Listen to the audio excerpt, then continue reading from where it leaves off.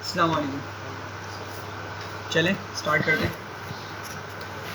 अच्छा, last class में object oriented हमने की थी स्टार्ट, और हमने क्लास बनाई थी अपनी, क्या नाम रखा था उसका, ATM। ठीक है, और बहुत डिटेल में डिस्कस किया था कि किस तरीके से ऑब्जेक्ट्स काम करते हैं और किस तरीके से हम एट्रीब्यूट्स को एक्सेस करते हैं, मेथड को किस तरह एक्सेस करते हैं। ठीक है, सेल्स क्या होता है बहुत हमने अच्छे से समझा था, मेमोरी में किस तरीके से जाके डेटा सेव होता है। सही है, सेल्स का हमने बहुत डिटेल में कॉन्सेप्ट देखा था। ठीक है, तो स्क्रीन शेयर हो रही है आप लोगों की? नहीं?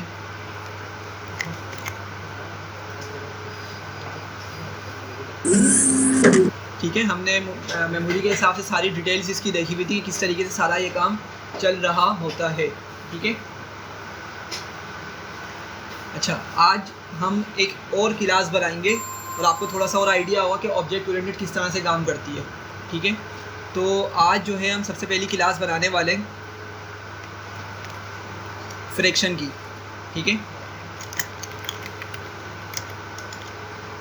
अच्छा, क्लास बनाने से पहले मैं आपको थोड़ा सा ओवरव्यू देता हूँ एक चीज़ का, कनेक्ट हो जाए।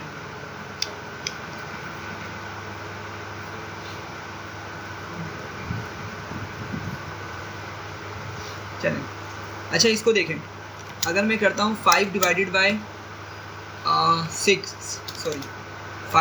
6 क्या आंसर आएगा? या एक काम करते हैं, एक मिनट सिंपल करते हैं, 10 डिवाइडेड बाय 2 क्या आंसर आएगा? 5 जी 5 या कुछ और सोच के नहीं, सोचें, सिंगल फॉरवर्ड स्लैश और डबल फॉरवर्ड स्लैश, एक डिफरेंस था दोनों में। रिमाइंडर आता है कि वो मॉड्यूल ऑपरेटर की मदद से आता है। मॉड्यूल ऑपरेटर जब यूज़ करते हैं ना, परसेंटेज वाला साइन जो होता है, जब हमें रिमाइंडर मिलता है। सिंगल फॉरवर्ड स्लैश है ना ये, और एक होता है डबल फॉरवर्ड स्लैश, दोनों में एक डिफरेंस होता है। एक फ्लोट का होता है, हाँ, और उसका होता है इंटीजर का होता है। बिल्कुल। ये इंटीजर देगा, नहीं, ये फ्लोट देगा। सिंगल फॉरवर्ड स्लैश ना आपको आंसर हमेशा फ्लोट में देता है। ठीक है, डबल इंटीजर में देगा। हाँ बिल्कुल। और जो डबल फॉरवर्ड स्लैश होता है वो आपको सिर्फ पॉइंट से पहले वाला पार्ट देता है। सही है, तो देखें ज़रा, 0.00 नहीं 5.0 आएगा, क्योंकि 10 डिवाइड बाई 2 कितना होता है? 5 होगा, लेकिन वो पॉइंट लगाता है हमेशा लाजमी, इसलिए 5.0 बन गया ये। ठीक है, तो इसने फ्लोट में आंसर दिया।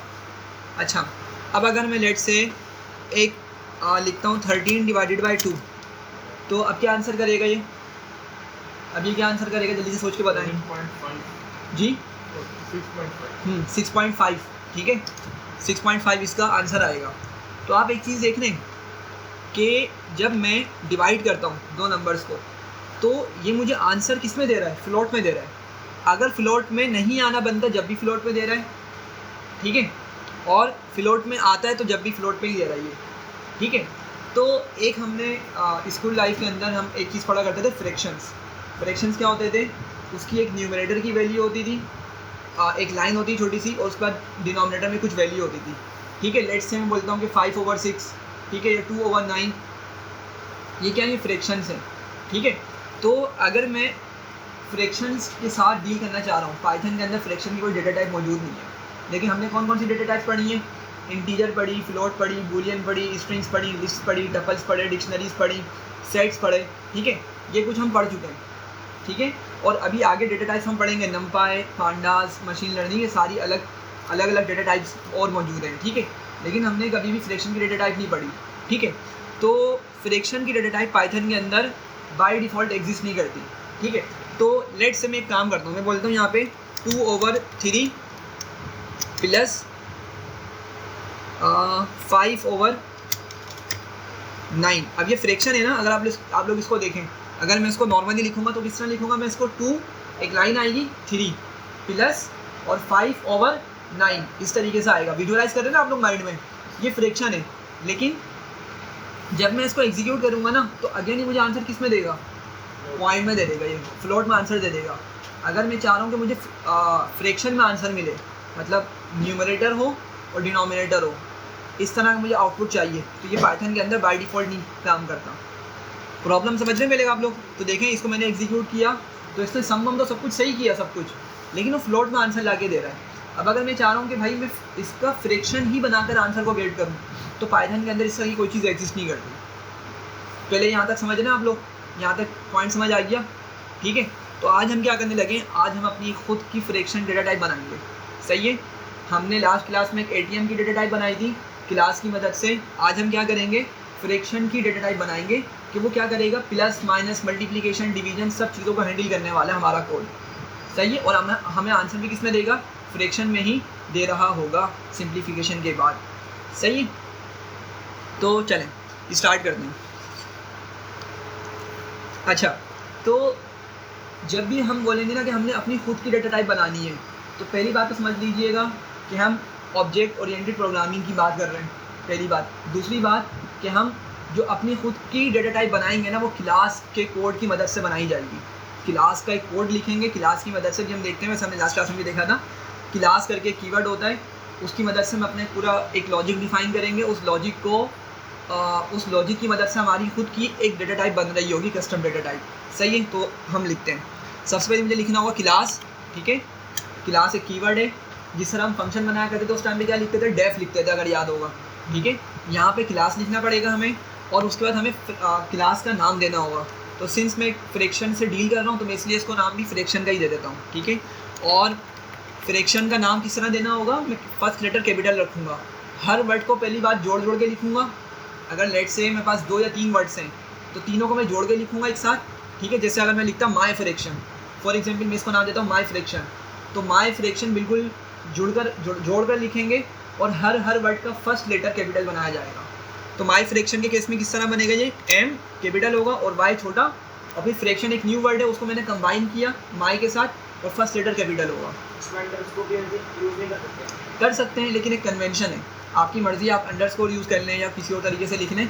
इवन अगर आप इसको स्मॉल में भी लिखेंगे ना, तो ये जब भी काम करेगा। लेट से आपने इसको इस तरह लिखा, लेकिन एक मतलब रूल बता दिया पाइथन ने कि भाई आप जब भी फ्रैक्शन अपनी खुद की डेटा टाइप बनाए ना, उसको नाम जब दे रहे हो, क्लास का कोड जब कर रहे हो, तो नाम हमेशा क्या करें, इस रूल के तहत दें, ठीक है। पास्कल के इसके लाता ही है, ठीक है।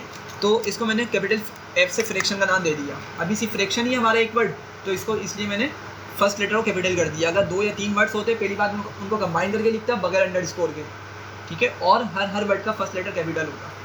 अच्छा भाई, फ्रैक्शन कॉलन बनाया, कॉलन लगाया, आगे चले गए, सही है। अच्छा भाई, जो प्रीवियस क्लास में आया था ज़रा जल्दी से बताएं कि हमारी क्लास के अंदर सबसे पहला मेथड कौन सा होता है। हाँ भाई, हरमैन, रेहान, फराज, जैद भाई, अनस भाई, क्लास में इंटर होते ही सबसे पहला मेथड हमारा कौन सा होता है, उसको भले लिखें या ना लिखें, इनिट, एग्जैक्टली। और उसका एक और हमने नाम देखा था, फेमस नाम क्या होता है उसका, कंस्ट्रक्टर। कंस्ट्रक्टर के नाम से मशहूर है वो मेथड, ठीक है। वैसे तो बहुत सारे नाम हैं उसके, मैजिकल मेथड भी बोला जाता है, ठीक है, डंडर मेथड भी बोला जाता है, कंस्ट्रक्टर भी है, इनिट भी है उसका, ठीक है नाम।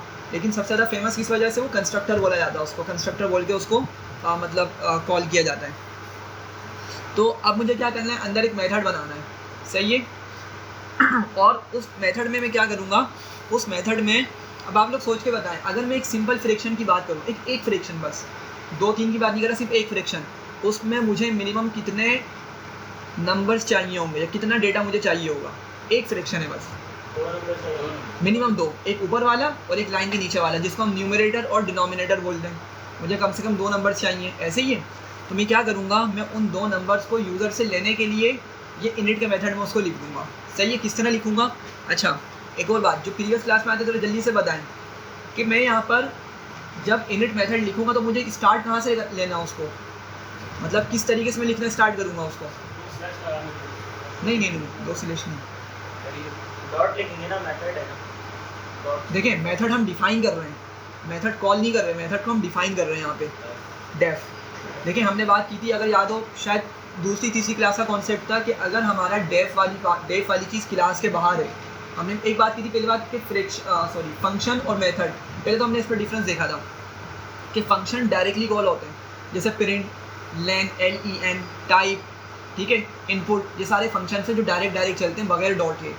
मेथड्स क्या होते हैं, वो हमेशा डॉट करके कॉल किए जा रहे होते हैं, ठीक है, ये हमने देखा था। एक और डिफरेंस मैंने आपको बताया था, अगर आपको याद हो कि सॉरी, फंक्शंस क्लास के बाहर लिखे जाते हैं, मेथड्स क्लास के अंदर लिखे जाते हैं। लेकिन ये भी मैं बोला करता था कि दोनों को लिखने का तरीका सेम होता है, ठीक है। बट्स अगर आपको थोड़ा बहुत याद हो क्या था कि दोनों को लिखने का तरीका एक होता है, 19-20 का डिफरेंस होता है। वो 19-20 का डिफरेंस हम प्रीवियस क्लास में डिस्कस किया, वो सेल्फ का है कि अगर हम क्लास के अंदर वो फंक्शन वाली चीज़ डिफाइन कर रहे हैं, ठीक है।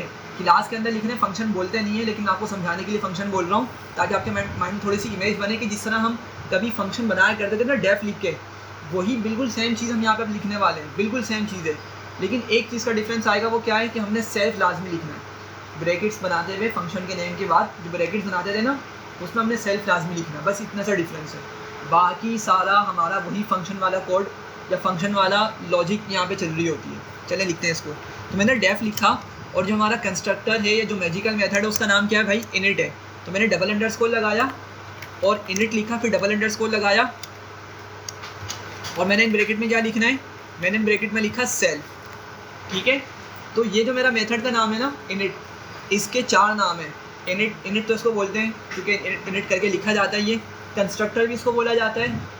डंडर मेथड की वजह हमने क्या बताई थी, क्यों इसको डंडर मेथड बोलते हैं।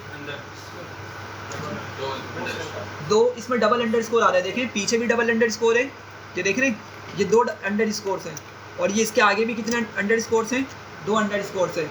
तो इसको जो ना शॉर्टकट बना दिया, इसको बोलते हैं डंडर मेथड। डबल अंडरस्कोर के बजाय डंडर मेथड इसको कॉल करने लगे, ठीक है। तो याद रखिएगा एक पॉइंट, अभी हम इसमें देखेंगे, आपका कोई भी मेथड अगर उसमें डबल अंडरस्कोर पहले भी है, डबल अंडरस्कोर बाद में भी है, कोई भी ऐसा मेथड उसके स्टार्ट में भी डबल अंडरस्कोर है, एंड में भी डबल अंडरस्कोर है, वो आपका मैजिकल मेथड होता है। वो क्या होता है, मैजिकल मेथड होता है। आज की क्लास में हम काफ़ी सारे मैजिकल मेथड्स देखने वाले हैं, ठीक है। अब मैजिकल मेथड बोलने की वजह क्या है, क्या इसकी मैजिसिटी है, क्या इसकी मैजिकल पावर है, इस कंस्ट्रक्टर की क्या मैजिकल पावर है उसामा जी। एग्जैक्टली जब हम ऑब्जेक्ट बनाएंगे ना तो ये क्या होगा, खुद ब खुद कॉल हो जाएगा, ये खुद ब खुद एग्जीक्यूट हो जाता है। ये मैं आपको भी डिफरेंस दिखाऊंगा मैं क्या बोल रहा हूँ, लेकिन समझिएगा बात को। जैसे ही हम इस क्लास का ऑब्जेक्ट बनाएंगे ना तो खुद ब खुद चल पड़ता है। अगर आप लोगों को याद हो, मैंने प्रीवियस क्लास में भी एक और बात बताई थी कि लेट्स मैं एक सिंपल फंक्शन बनाता हूँ। मैं बोलता हूँ डेफ एड नंबर्स, ठीक है। और बहुत सिंपल सा मेरा फंक्शन है, मैं इसको प्रिंट कर देता हूँ 5 + 9, ठीक है। एग्जीक्यूट किया, ठीक है, सही है काम। लेकिन इसने मुझे आंसर क्यों नहीं दिखाया, कॉल करना पड़ेगा। फंक्शंस हो या मेथड्स हो, देखिए मैं बता रहा हूँ कि बिल्कुल सेम काम करते हैं, सिर्फ अंदर लिखने की वजह से उसको मेथड बोला जा रहा होता है, बाहर लिखने की वजह से उसको फंक्शन बोला जा रहा होता है। और एक और डिफरेंस एक डिफरेंस जो मेन डिफरेंस वो क्या है, हम यहाँ पे भले कुछ भी ना लिखें हमारा फंक्शन चल जाएगा, लेकिन हमारी क्लास के अंदर मेथड जो हम बनाते हैं उसमें सेल्फ कंपलसरी है, ठीक है। हमेशा आता है अगर वो ऑब्जेक्ट का मेथड है, ठीक है। तो अगर मैं इसको कॉल करूँगा, जब ये क्या करेगा, मुझे अपना आंसर दिखाएगा। देखें आ गया 14। तो जब ही मुझे इसने आंसर दिखाया तो मैं इसको कॉल कर रहा हूँ जब ये चल रहा है, लेकिन ये जो हमारा कंस्ट्रक्टर है ना, इसको मुझे कॉल करने की ज़रूरत नहीं पड़ेगी, ये खुद ब खुद चल पड़ेगा। कब चलेगा अभी उसको भी हम देखते हैं। खैर मैंने क्या किया, मैंने इनिट लिखा और मैंने सेल्फ लिख दिया। यहाँ तक आप लोगों को क्लियर है? जो प्रीवियस क्लास में नहीं आया तो उनसे पूछो, जल्दी से बताएं, क्लियर है आपको? चलें अच्छा, अब देखें अभी हमने बात की थी कि जितने भी मेथड बनाएंगे उसका नाम इनिट ही होगा। नहीं, देखें ये आपका एक मैजिकल मेथड है, तो इस मैजिकल मेथड का नाम इनिट है। इस तरह के बहुत सारे आज हम मैजिकल मेथड देखेंगे, बहुत सारे होते हैं, मतलब नाम तो डिफरेंट होंगे ना उनके, लेकिन हर किसी की मैजिकल पावर भी अलग है, ठीक है। हर किसी की मैजिकल पावर भी अलग है कि वो उनकी क्या ऐसी मतलब खुसूसियत है जिसकी वजह से उसको मैजिकल मेथड बोला जाता है। बस आइडेंटिफिकेशन के लिए आप लोग माइंड में ये रखें कि यार जिसके स्टार्ट में डबल अंडरस्कोर हो, एंड में डबल अंडरस्कोर हो, वो मैजिकल मेथड है, ठीक है। उसकी हर मेथड की मैजिक पावर अलग है, ठीक है। तो इसकी मैजिकल पावर मैं आपको दिखाता हूँ। अच्छा तो देखें जल्दी से कि वही एक मुझे फ्रैक्शन बनाना है, तो मुझे मिनिमम कितना इनपुट चाहिए, कितना डेटा चाहिए, 2 डेटा चाहिए, एक न्यूमरेटर दूसरा डिनोमिनेटर, ठीक है। तो मुझे 2 नंबर्स चाहिए, तो मैं क्या उसके लिए यहाँ पे लिख दूँ, एक चीज़ लिखता हूँ मैं, कॉमा n1 n2, ठीक है। अच्छा मैं इसको थोड़ा सा आगे जाके आपको और एक्सप्लेन करता हूँ कि मैंने ऐसा क्यों किया। n1 n2 मैं क्या कर रहा हूँ, मैं असल में n1 को लिखूँगा कहाँ पे, उस लाइन के ऊपर, मतलब न्यूमरेटर बनाकर, और N2 को कहाँ लिखूंगा, उस लाइन के नीचे डिनोमिनेटर बनाकर। ठीक है, यहाँ तक बात समझ रहे हैं? ठीक है, तो मैंने जब भी यहाँ पे दो चीज़ें ये लिख ली। अच्छा, फिर मुझे बताएं जल्दी से कि मुझे नेक्स्ट टाइम पे क्या करना पड़ेगा। हाँ भाई दानिश और ये पीछे वाले जल्दी से बताएं मुझे। मैंने ये चीज़ लिख ली ना, अब जब मैं आगे जाता था मैं क्या कर किस तरह से लिखता था मैं आगे जाकर चीज़ों को। नहीं देखें, ये जो मैंने यहाँ पे लिखा है ना, इस हाँ ये मैंने यूज़र से इनपुट मांग लिया, अभी मैं इसको एग्जीक्यूट करके दिखाता हूँ। ठीक है, तो मुझे क्या करना होगा नेक्स्ट टाइम में, जल्दी से सोच के बताएं। हाँ सेल्फ लिखूंगा, शाबाश। उसके आगे सेल्फ डॉट, हाँ खाली नहीं छोड़ेंगे। देखें क्या करूँगा मैं, सेल्फ डॉट मैं यहाँ पे लिखता हूँ x इक्वल्स टू n1 और self dot y equals to n2। अच्छा मैं यहाँ पे वाइट बोर्ड भी ओपन कर लेता हूँ। अच्छा देखें मैंने क्या किया, एक चीज़ यहाँ पे समझिएगा, ये इंपॉर्टेंट है आप लोगों के लिए, कि मैंने यूज़र से इनपुट किस में लिया था, n1 n2 में लिया था। देखें इसको थोड़ा सा फंक्शन के लिहाज से लेके चलें। आप लोग मुझे बताएं, मैं लेट से यहाँ पे लिखता हूँ x कोमा, या मैं लिखता हूँ चले a कोमा b, सही है। तो अब और मैं यहाँ पे 5 + 9 की बजाय पता है क्या करता हूँ, मैं लिखता हूँ a + b, सही है भाई। ये मैंने एग्जीक्यूट कर दिया, मेरा एक फंक्शन बन गया। अब जब मैं इसको कॉल करूँगा तो क्या ख्याल है, मुझे अगर मैं डायरेक्ट इसको कॉल करूँ बगैर किसी इनपुट के, तो ये काम करेगा नहीं करेगा।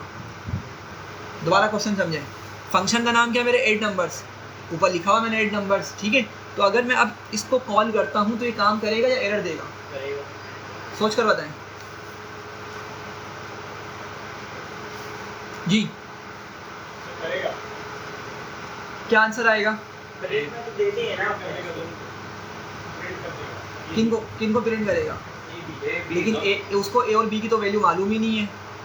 देख रहे हैं, ए और बी की वैल्यू तो हमने दी नहीं है ना, समझ रहे हैं। देखिए पहले तो हमने नंबर्स को हार्ड कोड किया हुआ था ना, अब जब मैं इसको कॉल करूँगा तो मैं उसको ये तो बोल रहा हूँ कि ए और बी को सम करके मुझे वापसी करो, प्रिंट करवाओ, लेकिन मैं उसको बताया नहीं था कि ए और बी क्या है। हो सकता है वो 3 5 हो सकता है वो 10 9 हो, मैंने उसको बताया ही नहीं है, तो ये एरर देगा। देखें ज़रा, इसको मैंने एग्जीक्यूट किया, इसको भी एग्जीक्यूट किया। क्या बोल रहा है, missing 2 arguments, 2 required positional arguments A और बी, कि भाई ए और बी का डेटा तो दे दो अगर प्लस करवाना चाह रहा हूँ मुझे, समझ रहे हैं बात को। तो मुझे यहाँ पर देखें ब्रैकेट से बना रहा हूँ ना, ऐसे ए और बी प्लस करवा दे तो वो तो मिला के आंसर दे देता ए बी। नहीं, वो आप जो है ना वो कॉन्केटिनेशन वाला काम समझ रहे हैं आप। देखें वो जब होगा जब मैंने क्या किया हुआ होगा, इनको हार्ड कोड किया हुआ होगा। ठीक है देखें वो किस तरीके से होगा। लेट्स से अगर मैं लिखता हूँ a + b और इसको मैं क्या करूँ, प्रिंट में डाल दूँ, तो आप इसको ये समझ रहे हैं स्ट्रिंग में होगा। वो स्ट्रिंग में कॉन्केटिनेशन होती है, ये स्ट्रिंग नहीं है आपकी, ये वेरिएबल्स हैं, या अगर हम फंक्शन की टर्मिनोलॉजी में बोले तो ये पैरामीटर्स हैं हमारे। फंक्शन की टर्मिनोलॉजी में क्या है, ये पैरामीटर्स हैं। तो देखिए बात समझे, मैं इसको वैल्यू तो दे ही नहीं रहा, मुझे बोलेगा भाई मैं किस तरीके से प्लस करूँ। तो मुझे क्या बता रहे हैं, जब ब्रैकेट बनाएंगे ना मुझसे क्या बोल रहा है, ए और बी तो दो, ए और बी की वैल्यू बताओ। तो लेट से मैं यहाँ पे लिखता हूँ 2, 3। ठीक है, तो 2 मेरा किस में जाकर सेव होगा, ए में। 3 किस में सेव होगा, बी में सेव होगा। समझ रहे हैं बात को, एग्जीक्यूट करूँगा आप तो आंसर दे देगा मुझे। क्लियर है। अच्छा समझाने का मकसद क्या था समझें, जब मैं या यूज़र हमें डेटा प्रोवाइड करेगा ना, आर्ग्यूमेंट्स देगा। डेटा प्रोवाइड करना मतलब आर्ग्यूमेंट्स देना। ठीक है, ये आपके क्या कहलाते हैं, ये ए और बी कहलाते हैं पैरामीटर्स, लेकिन आप जब फंक्शन कॉल करते हुए ये वैल्यूज़ पास करते हैं क्या कहलाते हैं, आर्ग्यूमेंट्स। ये क्या होते हैं, आर्ग्यूमेंट्स होते हैं ये। ठीक है, तो जब यूज़र आर्ग्यूमेंट्स पास करेगा वो किस में सेव होंगे आकर, n1 और n2 के अंदर। थोड़ा सा नीचे वाली एग्जाम्पल से ऊपर वाला कॉन्सेप्ट समझ आया कि भाई जिस तरह नीचे ए और बी में डेटा सेव हो रहा था, बिल्कुल इसी तरीके से जब यूज़र यहाँ पे डेटा देगा ना इस फ्रैक्शन को कॉल करते हुए, तो वो आएगा n1 के अंदर और n2 के अंदर आकर सेव होगा डेटा। ठीक है, तो मैंने क्या किया, मैंने n1 से डेटा उठाया और उसको किस में स्टोर करवा दिया, x के अंदर। ठीक है, सेल्फ में नहीं जा रहा, ये कहाँ जा रहा है, x में जाके सेव हो रहा है। सेल्फ एक रेफरेंस है। ठीक है, सिमिलरली n2 से मैंने उठाया उसकी वैल्यू और मैंने किस में सेव करवा दी, y के अंदर। यहाँ तक क्लियर है। अच्छा अब आगे हम काम करते हैं जल्दी से, और चलें पहले इसको फ़िलहाल एग्जीक्यूट करते हैं। इसको मैंने एग्जीक्यूट किया, XY को आपने वेरिएबल भी बनाया और उसको मेथड भी बना दिया। मेथड ऐसे बना के डॉट लगा दिया उसके नीचे। अच्छा नहीं नहीं नहीं, ये मेथड नहीं है, याद रखें। मैं चलिए आपको बताता हूँ, एक मिनट दें, मैं थोड़ा सा इसको एक ऑब्जेक्ट बनाकर आपको बताता हूँ। ये मेथड नहीं बनाया हमने लेकिन, ठीक है। अच्छा आप बंदों को बताएं, आप में से किसी को याद है कि मेथड में और हमने बात की थी एट्रीब्यूट्स में क्या डिफरेंस होता है? एट्रीब्यूट्स और मेथड्स में क्या डिफरेंस होता है? लास्ट क्लास में ही बात की थी। एट्रीब्यूट्स और मेथड्स क्या फ़र्क है दोनों में? देखिए मैं आपको प्रीवियस क्लास का एक कोड दिखा देता हूँ छोटा सा, आपको वहाँ से समझाने की कोशिश करता हूँ।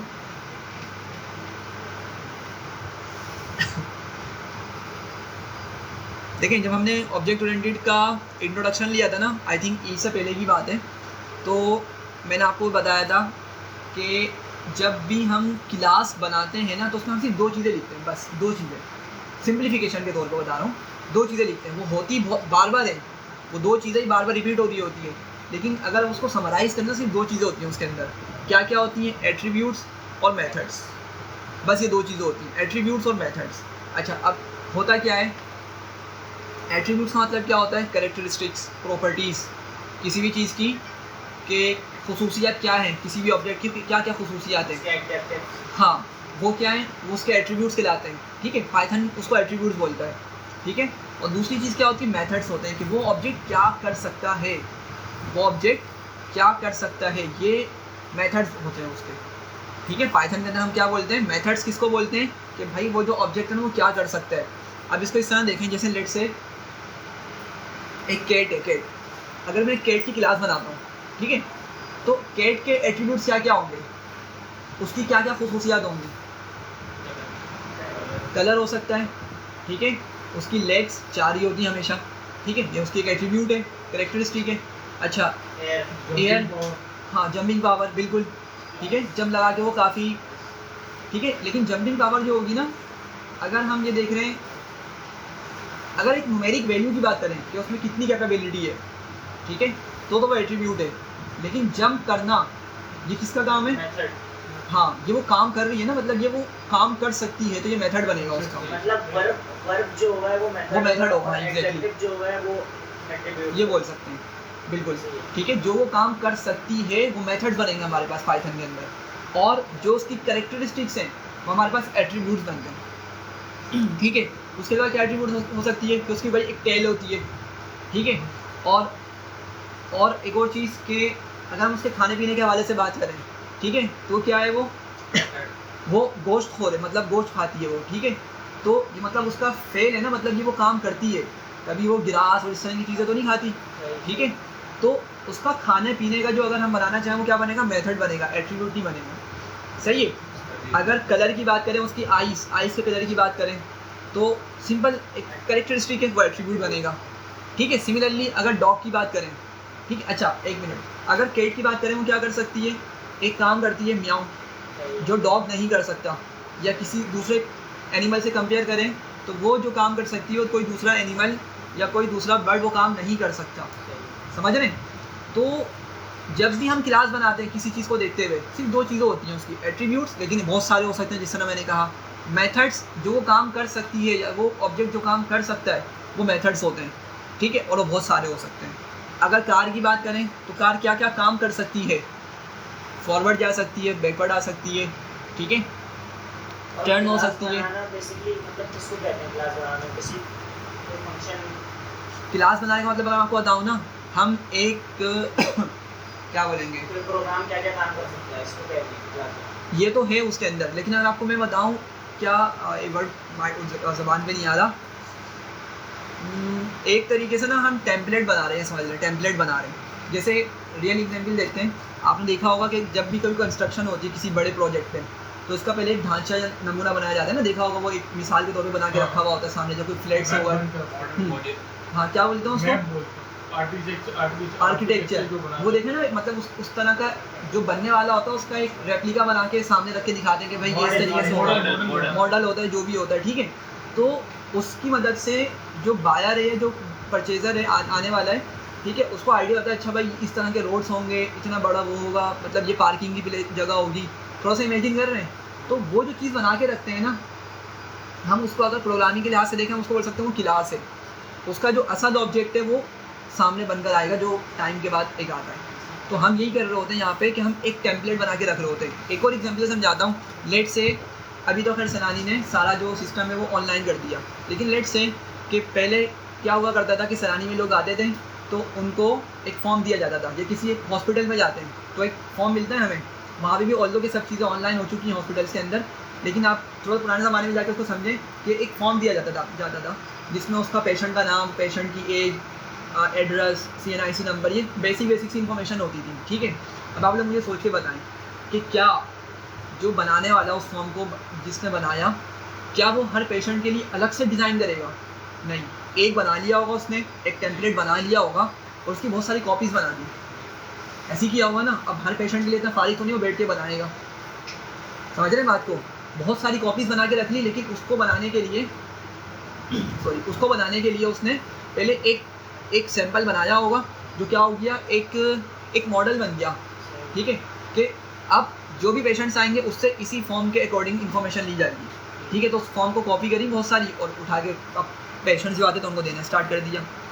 ठीक है, तो रियल वर्ल्ड के अंदर क्या होता है, पहले हमेशा जो भी चीज़ बनाई जाती है ना उसका एक पहले सैंपल बनाया जाता है। कार्स की एग्जाम्पल ले लें, किसी भी चीज़ की एग्जाम्पल ले लें, पहले वो एक बनाई जाएगी कि भाई इस तरीके की दिखेगी, इसका स्टीयरिंग इस तरह से होगा, ये कलर होगा, इसकी ये हाइट होगी। ठीक है, ये उसमें व्हील्स लगेंगे। हाँ, ठीक है, तो सॉफ्टवेयर के अंदर भी यही होता है कि हम हमेशा पहले क्या करते हैं, क्लास बनाते हैं। ठीक है, और क्लास बना के फिर क्या करते हैं, हम उसके ऑब्जेक्ट बनाते हैं। ऑब्जेक्ट्स जो होते हैं ना वो उसके फॉलोवर्स होते हैं। ठीक है, फॉलोवर्स होते हैं अपनी क्लास के। जैसे हमने बात की थी कि भाई आपको याद होगा अपेंड एक मेथड हमने पढ़ा था, किस पे अप्लाई होता है वो? डेटा टाइप क्या होती है वो? किस डेटा टाइप पे काम करता है? लिस्ट पे हाँ, लिस्ट पे काम करता है। लिस्ट पर अपेंड मेथड काम करता है। पॉप भी हमने पढ़ा था, याद होगा, रिमूव करता है डेटा पॉइंट्स को, वो भी लिस्ट पे काम करता है। ठीक है, अब अगर मैं इस अपेंड को और पॉप को स्ट्रिंग पे चलाऊँ, काम करेगा? नहीं करेगा, काम नहीं करेगा। समझ रहे हैं? तो होता क्या है कि हम अगर क्लास का कोड नहीं पढ़ सकते, लेट से मैं आपको बताता हूँ, एक चीज़ क्लियर कर देता हूँ मैं। एक सिंपल सी लिस्ट बनाता हूँ मैं, L1, और मैं बोलता हूँ 1 2 3, सही है? अच्छा मैंने इस पर बोला L1 डॉट क्या लिखूँ, एक मिनट में।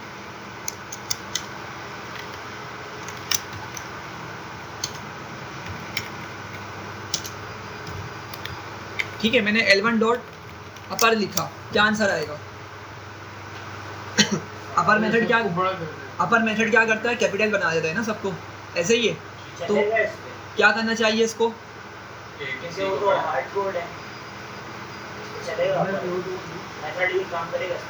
तो आप बताएं, नहीं तो मेरा आपसे क्वेश्चन है।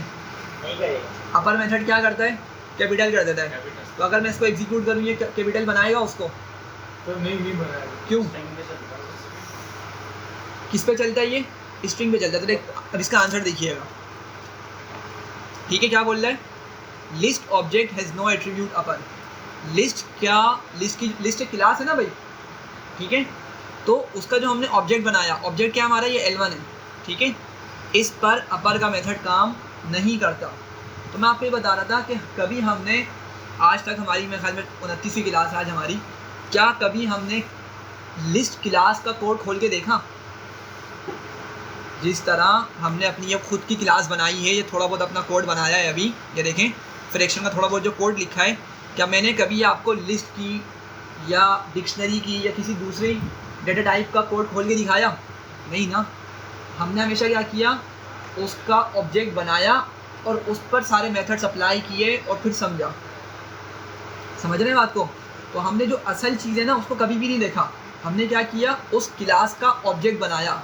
ठीक है, और ऑब्जेक्ट किस तरह बनाते हैं हमने डिस्कस किया था, अभी दोबारा डिस्कस करेंगे उस चीज़ को।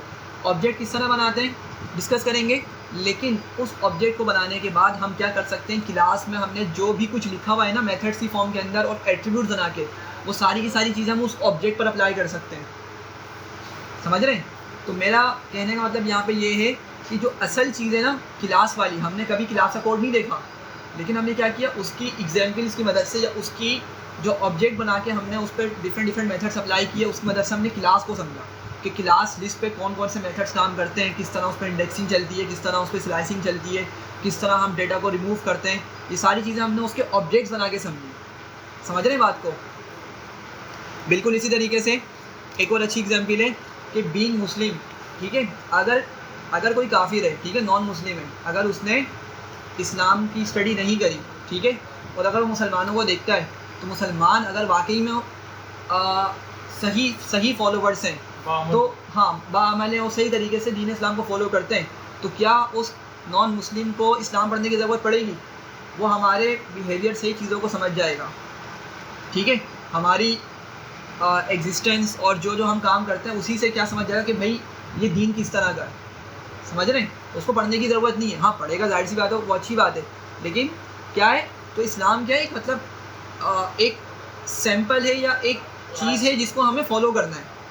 समझ रहे हैं? और हम ऑब्जेक्ट्स हैं उस चीज़ के। इस्लाम के क्या ऑब्जेक्ट्स हैं ना, प्रोग्रामिंग के हिसाब से हम देखें, वहाँ पे सारे के सारे रूल्स डिफाइन कर दिए गए हमारे लिए कि हमने किस तरह बनना है, किस तरह दिखना है, क्या क्या काम करने, क्या नहीं करने, ठीक है, वो डिफाइन हो गए, वो रूल्स बन गए। अब हम क्या है, हम उसके ऑब्जेक्ट्स हैं, ठीक है, तो अगर हम उसको फॉलो करेंगे तो क्या होगा, हम प्रॉपर ऑब्जेक्ट्स हैं उस चीज़ के, ठीक है। कभी अगर डेविएट करेंगे तो फिर वो हमारी अपनी खुद की गलती है, लेकिन प्रोग्रामिंग के अंदर कोई चीज़ डेविएट नहीं हो सकती। जैसे मैंने आपको दिखाया, देखें, क्या ये अपर का मेथड चला लिस्ट पर? नहीं चला ना। तो जो रूल्स बन चुके हैं ना लिस्ट क्लास के अंदर, ये L1 जो ऑब्जेक्ट है, भाई लिस्ट ही है ना आपका L1 लिस्ट क्लास का ऑब्जेक्ट है ना ये, ठीक है। आप लोग बोल लोगे ऑब्जेक्ट क्या है, मैं आपको बता देता हूँ। देखिए ये वेरिएबल है, हम ऑब्जेक्ट ओरिएंटेड के बाहर इसको क्या बोला करते थे, वेरिएबल बोला करते थे, लेकिन ऑब्जेक्ट ओरिएंटेड के अंदर हम इसी चीज़ को क्या बोलते हैं, ऑब्जेक्ट बोलते हैं। और ये ऑब्जेक्ट कैसा है, क्या इंटीजर है ये, क्या फ्लोट है, किसका है ये लिस्ट क्लास का ऑब्जेक्ट है, सही है। बाहर निकलेंगे बिल्कुल सही, आप इसको वेरिएबल बोलें ऑब्जेक्ट ओरिएंटेड के बाहर, अंदर आ गए तो उसको क्या बोलेंगे, ऑब्जेक्ट बोल रहे होते हैं, ठीक है। तो देखिए ये लिस्ट क्लास का ऑब्जेक्ट है, लेकिन उस क्लास के अंदर कोई भी अपर का मेथड बना हुआ ही नहीं है, समझ रहे हैं, तो इसीलिए उसको फॉलो ही नहीं कर रहा है। तो थोड़ा बहुत आइडिया समझ आ रहा है कि क्या वजह है इसको बनाने की, ठीक है। कंटिन्यू करते हैं हम। अभी आपको जो बात है ना एट्रीब्यूट वाली और मेथड वाली, मैं उसको एक्सप्लेन करता हूँ फर्दर। बस एक बात याद रखिएगा कि हम इस तरीके से जो चीज़ें लिख रहे होते हैं हमारी क्या है, हमारी एट्रीब्यूट्स कहलाती हैं। क्या कहलाती हैं? एट्रीब्यूट्स कहलाती हैं। तो मेरा एक्स और वाई क्या है, मेरे एक्स और वाई एट्रीब्यूट्स हैं, ठीक है। किसके एट्रीब्यूट्स हैं? उस फ्रैक्शन के जो हम बनाने जा रहे हैं। फ्रैक्शन आपके माइंड में तो है ना किस तरह दिखता है, ऊपर एक चीज़ होती है न्यूमरेटर, एक नीचे चीज़ होती है डिनोमिनेटर। तो वो क्या उसके एट्रीब्यूट्स हैं, ठीक है। एक स्लैश आएगा जो मतलब एक लाइन होती है, ठीक है, वो भी उसका एट्रीब्यूट है। इन तीन चीज़ों से मिलकर क्या होती है, वो फ्रैक्शन एक पूरी चीज़ बनती है, एक फ्रैक्शन बनता है, ठीक है। तो उसको भी हम आगे जाके हैंडल करेंगे। तो ये हमने क्या लिखे हैं, हमने एट्रीब्यूट्स लिखे हैं। बस एक बात मेरी याद रखिएगा कि अच्छा एट्रीब्यूट्स को भी उसी तरह लिखते हैं जैसे ऑब्जेक्ट को लिखते हैं, मतलब जैसे इसमें भी आपने आगे इसको भी वेरिएबल टाइप बनाया था ना, एक्स और वाई। हाँ बिल्कुल, आपके ये वेरिएबल्स हैं, लेकिन ये वेरिएबल्स पता है किस तरह के, ये आपके इंस्टेंस वेरिएबल्स हैं। ये भी हमने डिस्कस नहीं किया, इसको करेंगे आहिस्ता आहिस्ता करके, सारे कॉन्सेप्ट पढ़ेंगे। लेकिन आपके ये जो वेरिएबल्स हैं ना, ये इंस्टेंस वेरिएबल्स हैं। अभी मैं उसको फर्दर एक्सप्लेन करता हूँ। इनको क्या बोलते हैं, एक्स और वाई को इंस्टेंस वेरिएबल्स। और आपके जो N1 और N2 हैं, ये क्या है, आपके पैरामीटर्स हैं। ऊपर मैंने लिखे हुए ना, ये पैरामीटर्स हैं। ऑल्दो कि ये भी एक तरह के वेरिएबल्स हैं, क्योंकि अपने अंदर डेटा को क्या कर रहे हैं, आधी तौर पे स्टोर करे हुए, ठीक है। और उससे डेटा उठा के हम कहाँ साइन कर रहे हैं, एक्स में और वाई के अंदर, ठीक है। लेकिन ये जो एक्स और वाई हैं, इनका अलग नाम है, इनको बोला जाता है इंस्टेंस वेरिएबल्स। अब वजह क्या है इसको बोलने की, और इस वर्ड का मतलब क्या है, थोड़ा सा आगे बढ़ेंगे फिर आपको मैं अच्छे से और बता पाऊँगा, ठीक है। अभी थोड़ी बेसिक समझते हैं, ठीक है। अच्छा एक और चीज़, एक्स और वाई है ना, आप लोग जरा मुझे जल्दी से सोच के बताएं। अगर मैं इसको लिखता इस तरीके से, मैं लिखता यहाँ पर N1 और N2, सही है? क्या चीज़ सही है गलत है, थोड़ा सा कुछ माइंड में अगर आ रहा है तो सोच के बताएं, वरना मैं इसको एक्सप्लेन करता हूँ। ओवरराइड हो जाएगा।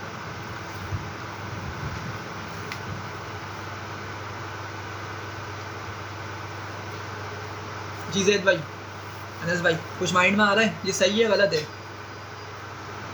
हाँ भाई हरमैन, नहीं ओवरराइड हो जाएगा। कैसे? पीछे डॉट भी तो है ना। देखें लास्ट क्लास वाला कॉन्सेप्ट है, उसको मैं जल्दी से रिपीट कर देता हूँ कि भाई जब भी मैं एक ऑब्जेक्ट बनाता हूँ, चले मैं इसका ऑब्जेक्ट बना के दिखाता हूँ पहले। ये चीज़ सही है, वैसे ये चीज़ सही है, कोई मसला नहीं करेगी, सही है, मैं बताता हूँ क्यों मसला नहीं करेगी। मैंने फिलहाल इसको अभी एग्जीक्यूट कर दिया, एक बहुत छोटा सा मैंने कोड का हिस्सा लिख दिया है, अभी मैं इसको एक्सप्लेन करता हूँ। अब लेट से कि मैं ऑब्जेक्ट बना रहा हूँ, क्या कर रहा हूँ, ऑल्दो कि इस क्लास में कोई खास लिखा हुआ नहीं है, मैं बस मैं बस इसका एक ऑब्जेक्ट बनाता हूँ इतने कोड की मदद से। अच्छा भाई, तो ऑब्जेक्ट बनाने का तरीका क्या होता है? हाँ भाई हरमैन,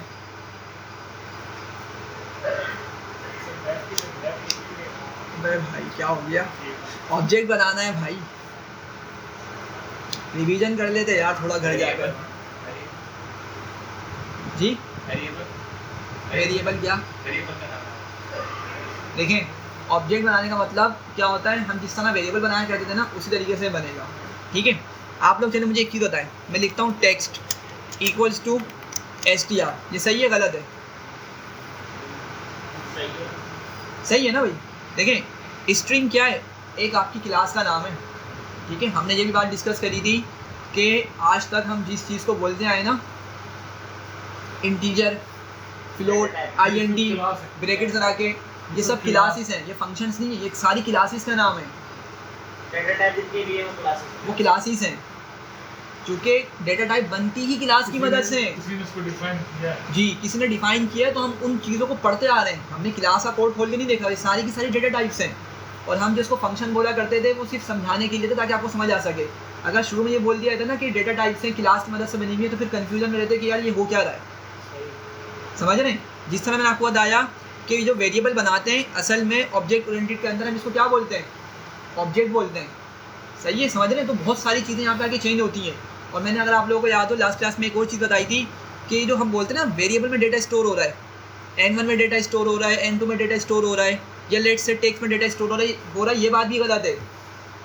ठीक है, ये बात भी गलत है। अभी इसको दोबारा से मैं एक्सप्लेन करता हूँ क्यों गलत है। खैर, अभी इस पॉइंट को समझें कि अगर मैं इस चीज़ को लिखता हूँ तो क्या हो रहा है, मेरे पास एक स्ट्रिंग क्लास का ऑब्जेक्ट बन रहा है। क्या बोलूँगा मैं इसको, स्ट्रिंग क्लास का ऑब्जेक्ट बन रहा है। ठीक है, एग्जीक्यूट करता हूँ, चल गया। तो ऑब्जेक्ट बनाने का तरीका क्या हुआ कि लेफ्ट पे भाई आप क्या करें, नाम लिखें। किसका नाम लिखें? ऑब्जेक्ट का नाम लिखेंगे। ऑल्दो को वेरिएबल है, लेकिन उसको हम क्या बोलेंगे ऑब्जेक्ट ओरिएंटेड के अंदर, कि ऑब्जेक्ट का नाम। ठीक है, तो मैं अपनी क्लास का, मेरी अपनी क्लास क्या है, उसका नाम फ्रैक्शन है। मैं यहाँ पे क्या लिखता हूँ, मैं लेट से उसको बोलता हूँ F1 बोल देता हूँ। ऑब्जेक्ट का नाम मैं क्या रख रहा हूँ, मैंने उस मैंने उस क्लास का नाम जो ऑब्जेक्ट का नाम है उसको F1 बोल दिया कि फ्रैक्शन 1। कुछ भी और भी बोल सकते हैं, इक्वल्स टू लिखा। और अब क्या करूँगा, मैं अपनी क्लास को लिखूँगा। क्लास का नाम क्या रखा मैंने ऊपर, फ्रैक्शन। तो बिल्कुल मैं वैसे ही लिखूँगा और ब्रैकेट्स बनाऊँगा। लेकिन ज़रा देखें, जब मैंने ब्रैकेट्स बनाए तो मुझसे क्या मांग रहा है, n1 और n2 मांग रहा है। तो थोड़ा सा माइंड में आपको कैच हो रहा है कि वो n1 n2 असल में यहाँ पे लिखने की वजह से मांग रहा है। जिस तरह फंक्शन के अंदर मैंने a और b लिखा था, और जब मैंने आके यहाँ ब्रैकेट्स बनाए थे, समझिएगा बात को, जब मैंने ब्रैकेट्स बनाए तो मुझसे क्या बोल रहा था कि a और b देने पड़ेंगे जब भी काम होगा।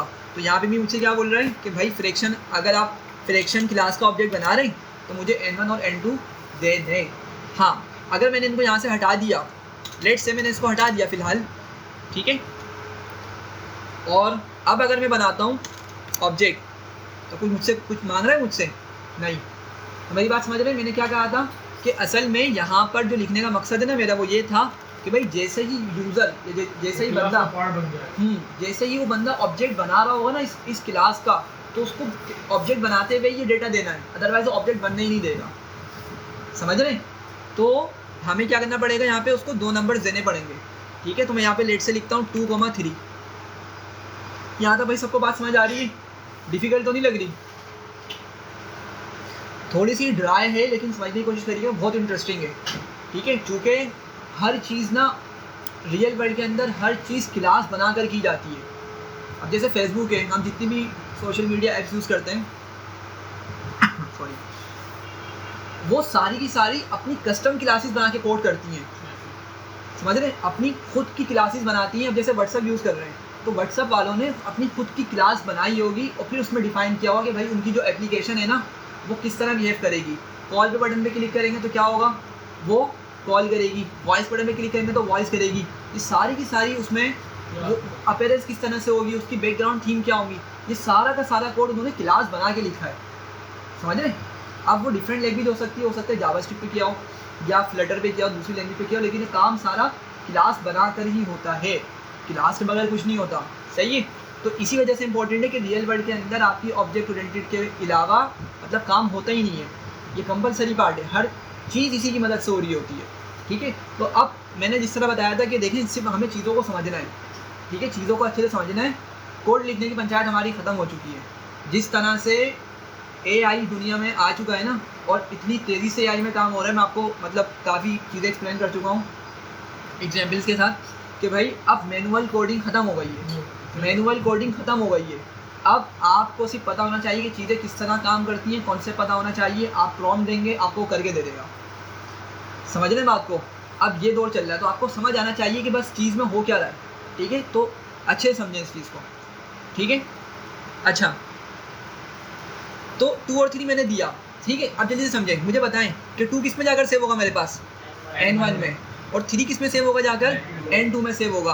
और फिर मैंने क्या किया, उस N1 से मतलब N1 की वैल्यू कितनी है भाई मेरे पास? 2 है, मैंने यहाँ से 2 उठाया और इस वाले N1 में डाल दिया।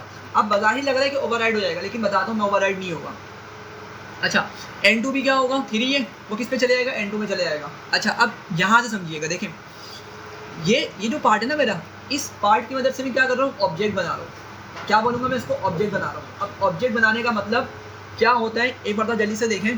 पाइथन क्या करेगा, हमारी रैम होती है ना, हमारी कंप्यूटर्स में लगी हुई होती है, लैपटॉप्स में होती है, तो उस रैम में रैंडम जगह पे आके क्या करेगा, किसी भी छोटी सी जगह को एलोकेट कर देगा हमारे इस डेटा को सेव करने के लिए। अब लेट से ये पूरी रैम है, ठीक है, इसमें लेट से यहाँ पे कुछ प्रोसेसेस चल रहे हैं, ठीक है, जैसे मैंने कुछ एप्लीकेशंस खोली हुई है ना, तो ये जब हम किसी भी एप्लीकेशन को ओपन करते हैं तो हमारी रैम में लोड हो जाती है वो आकर, ठीक है। लेट से यहाँ पे कुछ और प्रोसेसेस चल रहे हैं, ठीक है, और बाकी का हिस्सा क्या है, ये एम्प्टी पड़ा हुआ है, ठीक है। पूरी 16 GB अगर जैसे रैम है तो सारी की सारी तो हमारी फंक्शनिंग में नहीं है, इसकी बहुत सारी जगह भी खाली है। तो क्या करेगा ये ऑब्जेक्ट हमारे पास, मतलब पाइथन क्या करेगा, जब मैं इसको इस तरह से क्लास को कॉल करूँगा ना, किसी भी रैंडम जगह पे जाएगा, लेट से वो यहाँ पर आया और इसने छोटी सी जगह स्पेसिफाई करी और यहाँ पे आके किसको सेव कर देगा, मेरी N1 और N2 को, ठीक है। लेट से N1 है, N1 में क्या सेव हो जाएगा मेरे पास 2 और N2 में क्या सेव हो जाएगा 3, ठीक है। अच्छा, अब एक बार याद रखिएगा, लोकेशन है ना भाई, लोकेशन है ना, तो उसका कोई ना कोई तो एड्रेस होगा, कोई ना कोई तो उसका एड्रेस होगा ना, वरना हम उसको ट्रेस बैक कैसे करेंगे कि भाई वो डेटा कहाँ से हुआ था, ठीक है। ये तो मैं आपको बड़ा करके दिखा रहा हूँ, बहुत छोटी सी जगह स्पेस एलोकेट होती है ये, ठीक है। एग्जैक्टली बिट्स में होती है ये, बाइट थोड़ा सा बड़ा यूनिट होता है, बिट्स हमने देखी थी 0 और 1 होता है, शायद नहीं, अभी नहीं देखा हमने, नंपाई के अंदर आएगा वाला पार्ट हमारा, देखेंगे। तो वो छोटी सी जगह ये एलोकेट करेगा, तो उसका एड्रेस क्या करेगा, उस एड्रेस को ना वो क्या करेगा, उठा के हमारे इस F1 में स्टोर कर देगा। किस में स्टोर करेगा, F1 में। तो अब बात याद रखिएगा, अभी जो मैंने कहा था कि हम पहले बोला करते थे कि हम वेरिएबल में डेटा को सेव कर रहे हैं, बिल्कुल गलत है, ठीक है। ऑब्जेक्ट ओरिएंटेड के बाहर समझाने तक तो सही है ये, जब तक ऑब्जेक्ट ओरिएंटेड स्टार्ट नहीं करी, जब तक अगर हम ये कॉन्सेप्ट लेके चलते हैं सही है, क्योंकि वहाँ पे चीज़ें और डिफिकल्ट हो जाएंगी, तो शुरू हमने बता दिया। लेकिन याद रखें कि हमारे F1 में डेटा स्टोर नहीं हो रहा, F1 के अंदर सिर्फ उसका एड्रेस स्टोर हो रहा है, जहाँ पे उसने जाके हमारे डेटा को सेव करवाया ना रैम के अंदर, उस जगह का सिर्फ एड्रेस स्टोर कर रहा है F1 के अंदर। क्या प्रूफ है इसका, पहले इसको एग्जीक्यूट करते हैं, ठीक है, इस चीज़ को एग्जीक्यूट करते हैं और मैं आपको एक आईडी दिखाता हूँ, ठीक है, F1, ठीक है। आईडी असल में वो एड्रेस बता दिए जहाँ पे क्या हुआ हुआ है हमारा, उस डेटा को हमने स्टोर किया हुआ है। एग्जीक्यूट किया तो ये नंबर लाके दिखा रहा है, ठीक है।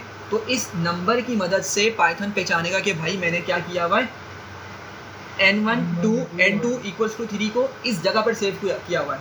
अब अगर मैं कल को एक और ऑब्जेक्ट बनाता हूँ, लेट से मैंने बोला F2 = फ्रैक्शन और मैं बोलता हूँ लेट से 5,7, ठीक है।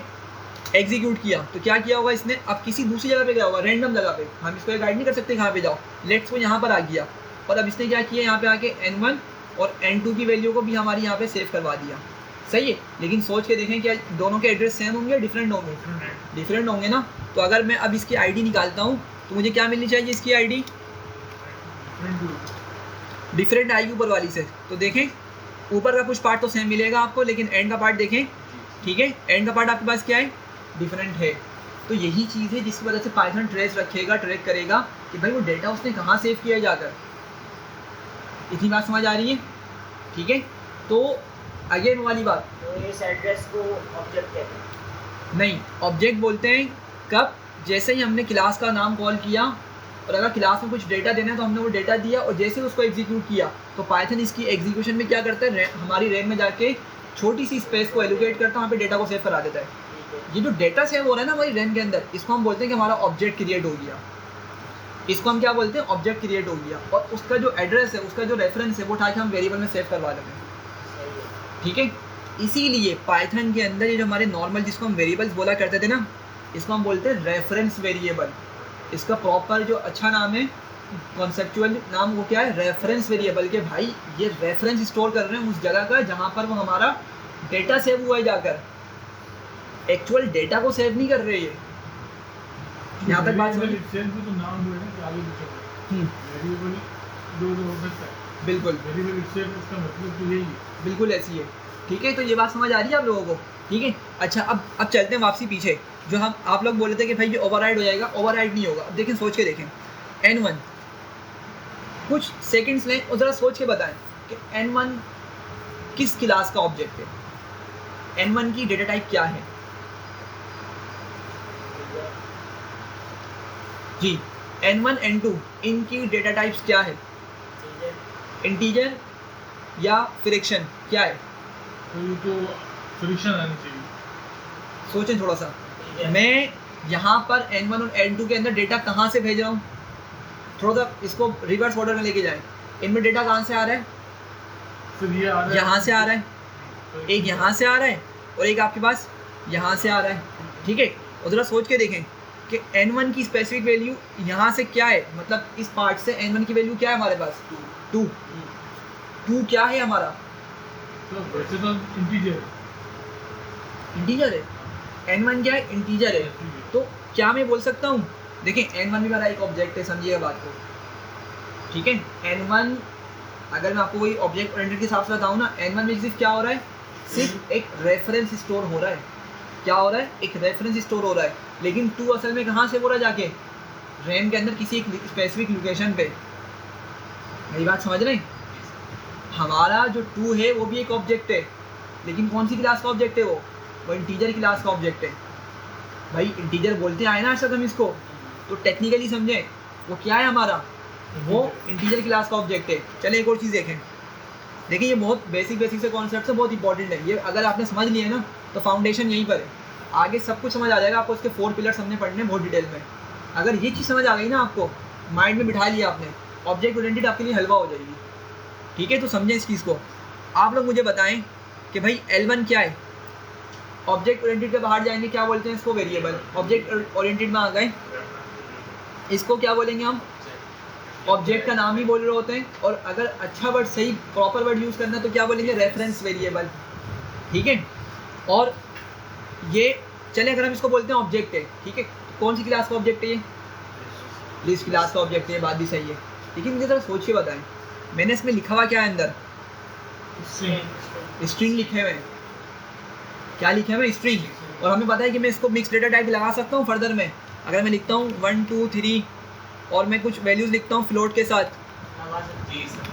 भाई ये सब काम कर सकता हूँ ना मैं। और मैं ट्रू,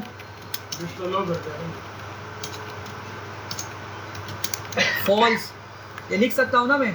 तो भाई अंदर क्या डेटा मौजूद है, अंदर डिफरेंट डेटा टाइप्स मौजूद हैं, लेकिन उसको हमने एक ब्रैकेट में बंद कर दिया लिस्ट के अंदर, ठीक है।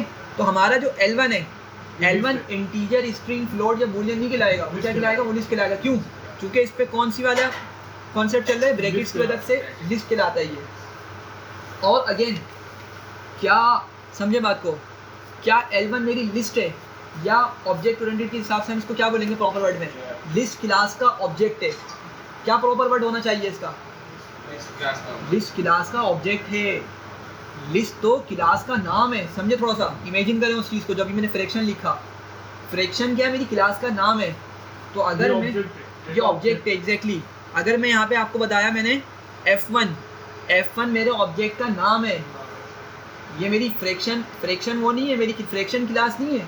फ्रैक्शन तो एक ऊपर क्लास बनाई है जिसमें मैंने सारे कुछ सेट्स ऑफ रूल अभी डिफाइन करने हैं और थोड़े से कर दिए मैंने, उसका ऑब्जेक्ट बनाया मैंने, ठीक है। और डेप्थ में जाएं तो एक्चुअली ये क्या कर रहा है, ये जस्ट रेफरेंस स्टोर कर रहा है किसका, जो रैम के अंदर जाके हमारी स्पेस पे, उस स्पेस पे जो कोई डेटा हमारा सेव हो रहा है उसका रेफरेंस स्टोर कर रहा है। कंफ्यूज तो नहीं हो रहे? थोड़ा सा एक के बाद एक दूसरा कॉन्सेप्ट है लेकिन बहुत सिंपल से चीज़ें। बताएं मसला है कोई या आगे बढ़ूँ? तो भाई ये कौन सी डाटा टाइप होगी? कौन सी? फ्रैक्शन होगी। F1 की डाटा टाइप बिल्कुल फ्रैक्शन है, ठीक है। लेकिन F1 खुद क्या है इटसेल्फ, वो फ्रैक्शन क्लास नहीं है, फ्रैक्शन क्लास का ऑब्जेक्ट कहलाएगा ये, समझ रहे? तो मैं आपको बता रहा था कि भाई ये जो हम ए लिख रहे हैं ना, ये ए क्या है, हम इसको स्ट्रिंग बोला करते थे, लेकिन ऑब्जेक्ट ओरिएंटेड के हिसाब से प्रॉपर वर्ड क्या है इसका, भाई ये स्ट्रिंग क्लास का ऑब्जेक्ट है। बी सी सब कुछ जिस चीज़ को आप सिंगल या डबल कोट में लिख दें या ट्रिपल कोट भी हमने पढ़ा था, उसको हम क्या बोला करते थे, बोला करते थे स्ट्रिंग। लेकिन याद रखिए स्ट्रिंग एक क्लास का नाम है, ठीक है, उसका हमने ये ऑब्जेक्ट बनाया है। सिमिलरली ये 1 23 3 4 ये सब आपको पता ही क्या है, इसको हाँ इनको हम इंटीजर बोला करते थे, लेकिन इंटीजर तो क्लास का नाम है। ये हमें पता है कि बगैर पॉइंट के नंबर्स होते हैं वो इंटीजर्स कहलाते थे, लेकिन ऑब्जेक्ट ओरिएंटेड में क्या बोलेंगे, इंटीजर क्लासेस के इंटीजर क्लास के ऑब्जेक्ट्स हैं ये। सिमिलरली ये आगे के नंबर्स फ्लोट क्लास के ऑब्जेक्ट्स हैं, और ये दोनों क्या हैं, ये आपके बूलियन क्लास के ऑब्जेक्ट्स हैं। मेरी बात समझ रहे हैं? हाँ, और जब हमने इसको इन तमाम चीज़ों को इस स्क्वायर शेप की फॉर्म में बंद कर दिया, तो अब L1 जो है हमारा लिस्ट नहीं है, लिस्ट क्लास का ऑब्जेक्ट है, ठीक है, लिस्ट क्लास का ऑब्जेक्ट है। और इसका दूसरा नाम हम क्या बोल सकते हैं, रेफरेंस वेरिएबल भी इसको बोलते हैं। क्यों? क्योंकि आपको कॉन्सेप्ट मालूम है कि भाई वो डेटा जहाँ पे सेव करा ना जाके, ये पूरी चीज़ भी हमारे पास रैम में जाके सेव हो रही है कहीं पे, सही है, तो उसका जो एड्रेस उठाएगा उठा के हमारे L1 में स्टोर कर देगा कुछ देर के लिए, सही है। तो इसीलिए L1 हमारा रेफरेंस वेरिएबल है इन अदर वर्ड्स, ठीक है। यहाँ तक क्लियर हो रही है? इसी वजह से बोला जाता है कि भाई हर चीज़ ऑब्जेक्ट है पाइथन में, हर चीज़ ऑब्जेक्ट है। आपने देखा अंदर भी सारे क्या भरे पड़े हैं, सारे ऑब्जेक्ट्स हैं ये सारे अंदर, समझ आई? और ये L1 भी क्या है, L1 भी ऑब्जेक्ट है, समझ रहे बात को? तो हर चीज़ पाइथन में ऑब्जेक्ट है, ठीक है। जावा स्क्रिप्ट में भी हर चीज़ ऑब्जेक्ट है, क्योंकि वो बनाई मतलब काम इस तरीके से हो रहा था क्लासेस के बिहाफ पे। अब इमेजिन कर लें अगर किसी ने इंटीजर की क्लास बनाई नहीं होती तो क्या हम ये 1 2 3 लिख पाते? नहीं लिख पाते, काम ही नहीं करती। अब जैसे फ्रैक्शन की क्लास नहीं बनी हुई ना, तो हम काम कर पा रहे हैं, उस पर नहीं कर पा रहे। फ्रैक्शन में आंसर लाना चाह रहे हैं लेकिन वो आंसर डेसिमल में दे रहा है हमें, समझ रहे? तो क्लासेस अगर बनी हुई हैं तो ही हम क्या कर सकते हैं सॉरी, तो ही हम उसके ऑब्जेक्ट्स बनाकर काम कर सकते हैं। तो उम्मीद है थोड़ा सा आपको इंट्रोडक्शन तो खैर नहीं, ये इसकी डिटेल थोड़ी समझ आई होगी। ये डिफ़ॉल्ट क्लासेस यानी कि ये करनी पड़ती है, यानी जो क्लास बनाता है जी, जो प्रोग्रामर पहले होंगे पाइथन, इन्होंने सारी क्लासेस बना के वो कर दी है, डिफ़ॉल्ट कर दी है। बिल्कुल। और ऐसा भी होता है कि जैसे अब फ्रैक्शन की क्लास एग्जिस्ट नहीं करती ना, हम बना रहे हैं, ठीक है। तो अगर आपने फ्रैक्शन की क्लास को अपना अच्छे से बना लिया, बहुत डिटेल में लिख लिया, बहुत लंबी लंबी क्लासेस होती हैं ये, कोई 5-6 लाइन्स या 15-20 लाइन की क्लासेस नहीं होती, बहुत डिटेल में होती है। मैं भी 1000 लाइन्स को भी एक्सीड कर रही हूँ मुझे। तो अगर 5-6 बंदे बैठ के इस फ्रैक्शन क्लास को प्रॉपरली अगर बना लेते हैं तो वो अपनी इस फ्रैक्शन क्लास को पाइथन के अंदर ऐड भी करवा सकते हैं डेटा टाइप बना के। पाइथन की कम्युनिटी है ना, उसमें हम बोलेंगे भाई हमने ये फ्रैक्शन की क्लास बनाई है, हम चाह रहे हैं कि इसको आप क्या करें, न्यू जो अपना वर्जन अपडेट हो रहा हो ना आपका, उसमें ऐड कर दो। तो क्या करेंगे, हमारी इस फाइल को अपने उस सर्वर पे डाल देंगे। तो जब आप कोई बंदा नया वर्जन डाउनलोड करेगा ना, लेट से अभी 3.13 चल रहा है, लेट से न्यू वर्जन रिलीज होता है 3.14 या 3.15, उन्होंने हमारी इस फाइल को एक उसमें इंक्लूड कर दिया। तो अब जो न्यू बंदा डाउनलोड करेगा ना या अपग्रेड करेगा उस वर्जन पे, तो उसको फ्रैक्शन की क्लास भी मिल रही होगी और वो फ्रैक्शन डेटा टाइप से भी काम कर सकता है, समझ रहे हैं? तो ये काम हम कर सकते हैं। खैर, तो मैं बात कर रहा था कि भाई अब जल्दी से देखें इसको, N1 और N2 समझ आ गया कि क्या है, ये इंटीजर क्लास के ऑब्जेक्ट्स हैं, ठीक है। रेफरेंस वेरिएबल हम इसको बोल सकते हैं। तो हम क्या कर रहे हैं, हम बोल रहे हैं कि भाई वहाँ से डेटा उठाओ और क्या करो, इसको N1 में डाल दो। तो समझिएगा बात को, ये जो मैं N1 लिख रहा हूँ ना, ये अलग जगह पे जाकर सेव होगा, और ये जो N1, ये जो राइट साइड पे N1 है, इसका जो डेटा सेव हुआ वो अलग जगह पे सेव हुआ है। तो हम बोले तुम वहाँ से डेटा उठाओ और इसको कहाँ डाल दो, लेट से N1 कहीं यहाँ पे सेव हुआ है, ठीक है, N2 कहीं यहाँ पर सेव हुआ है, ठीक है, तो हम क्या बोल रहे हैं कि क्या करो, यहाँ से n1 को उठाओ और यहाँ से क्या करो n2 को उठाओ और हमारे इस जगह पर सेव करवा दो। हम ये बोलना चाह रहे हैं इसको सेल्फ डॉट करके, सही है। तो थोड़ा सा माइंड में समझ आ रहा है कि क्या हो रहा है, ओवरराइड नहीं होगा तो यहाँ पे, सही है। तो ये इस तरीके से हो सकता है, अगर आप चाहें उसको इस तरीके से भी लिख सकते हैं। हाँ, अगर आपने उसको यूँ किया, एक और चीज़ समझ लें, अगर आप लोग बोले इसको वाइस वर्सा करूँ, मैं यहाँ पे x और y लिख दूँ, तो क्या ये सही है गलत है? नहीं तो चलेगा ही नहीं। क्यों? सही है, आंसर सही है आपका, बिल्कुल परफेक्ट है। रीज़न क्या है लेकिन? क्योंकि यहाँ पे की और वैल्यू है जी, की और वैल्यू है, की हमेशा लेफ्ट साइड पे होती है। की और वैल्यू है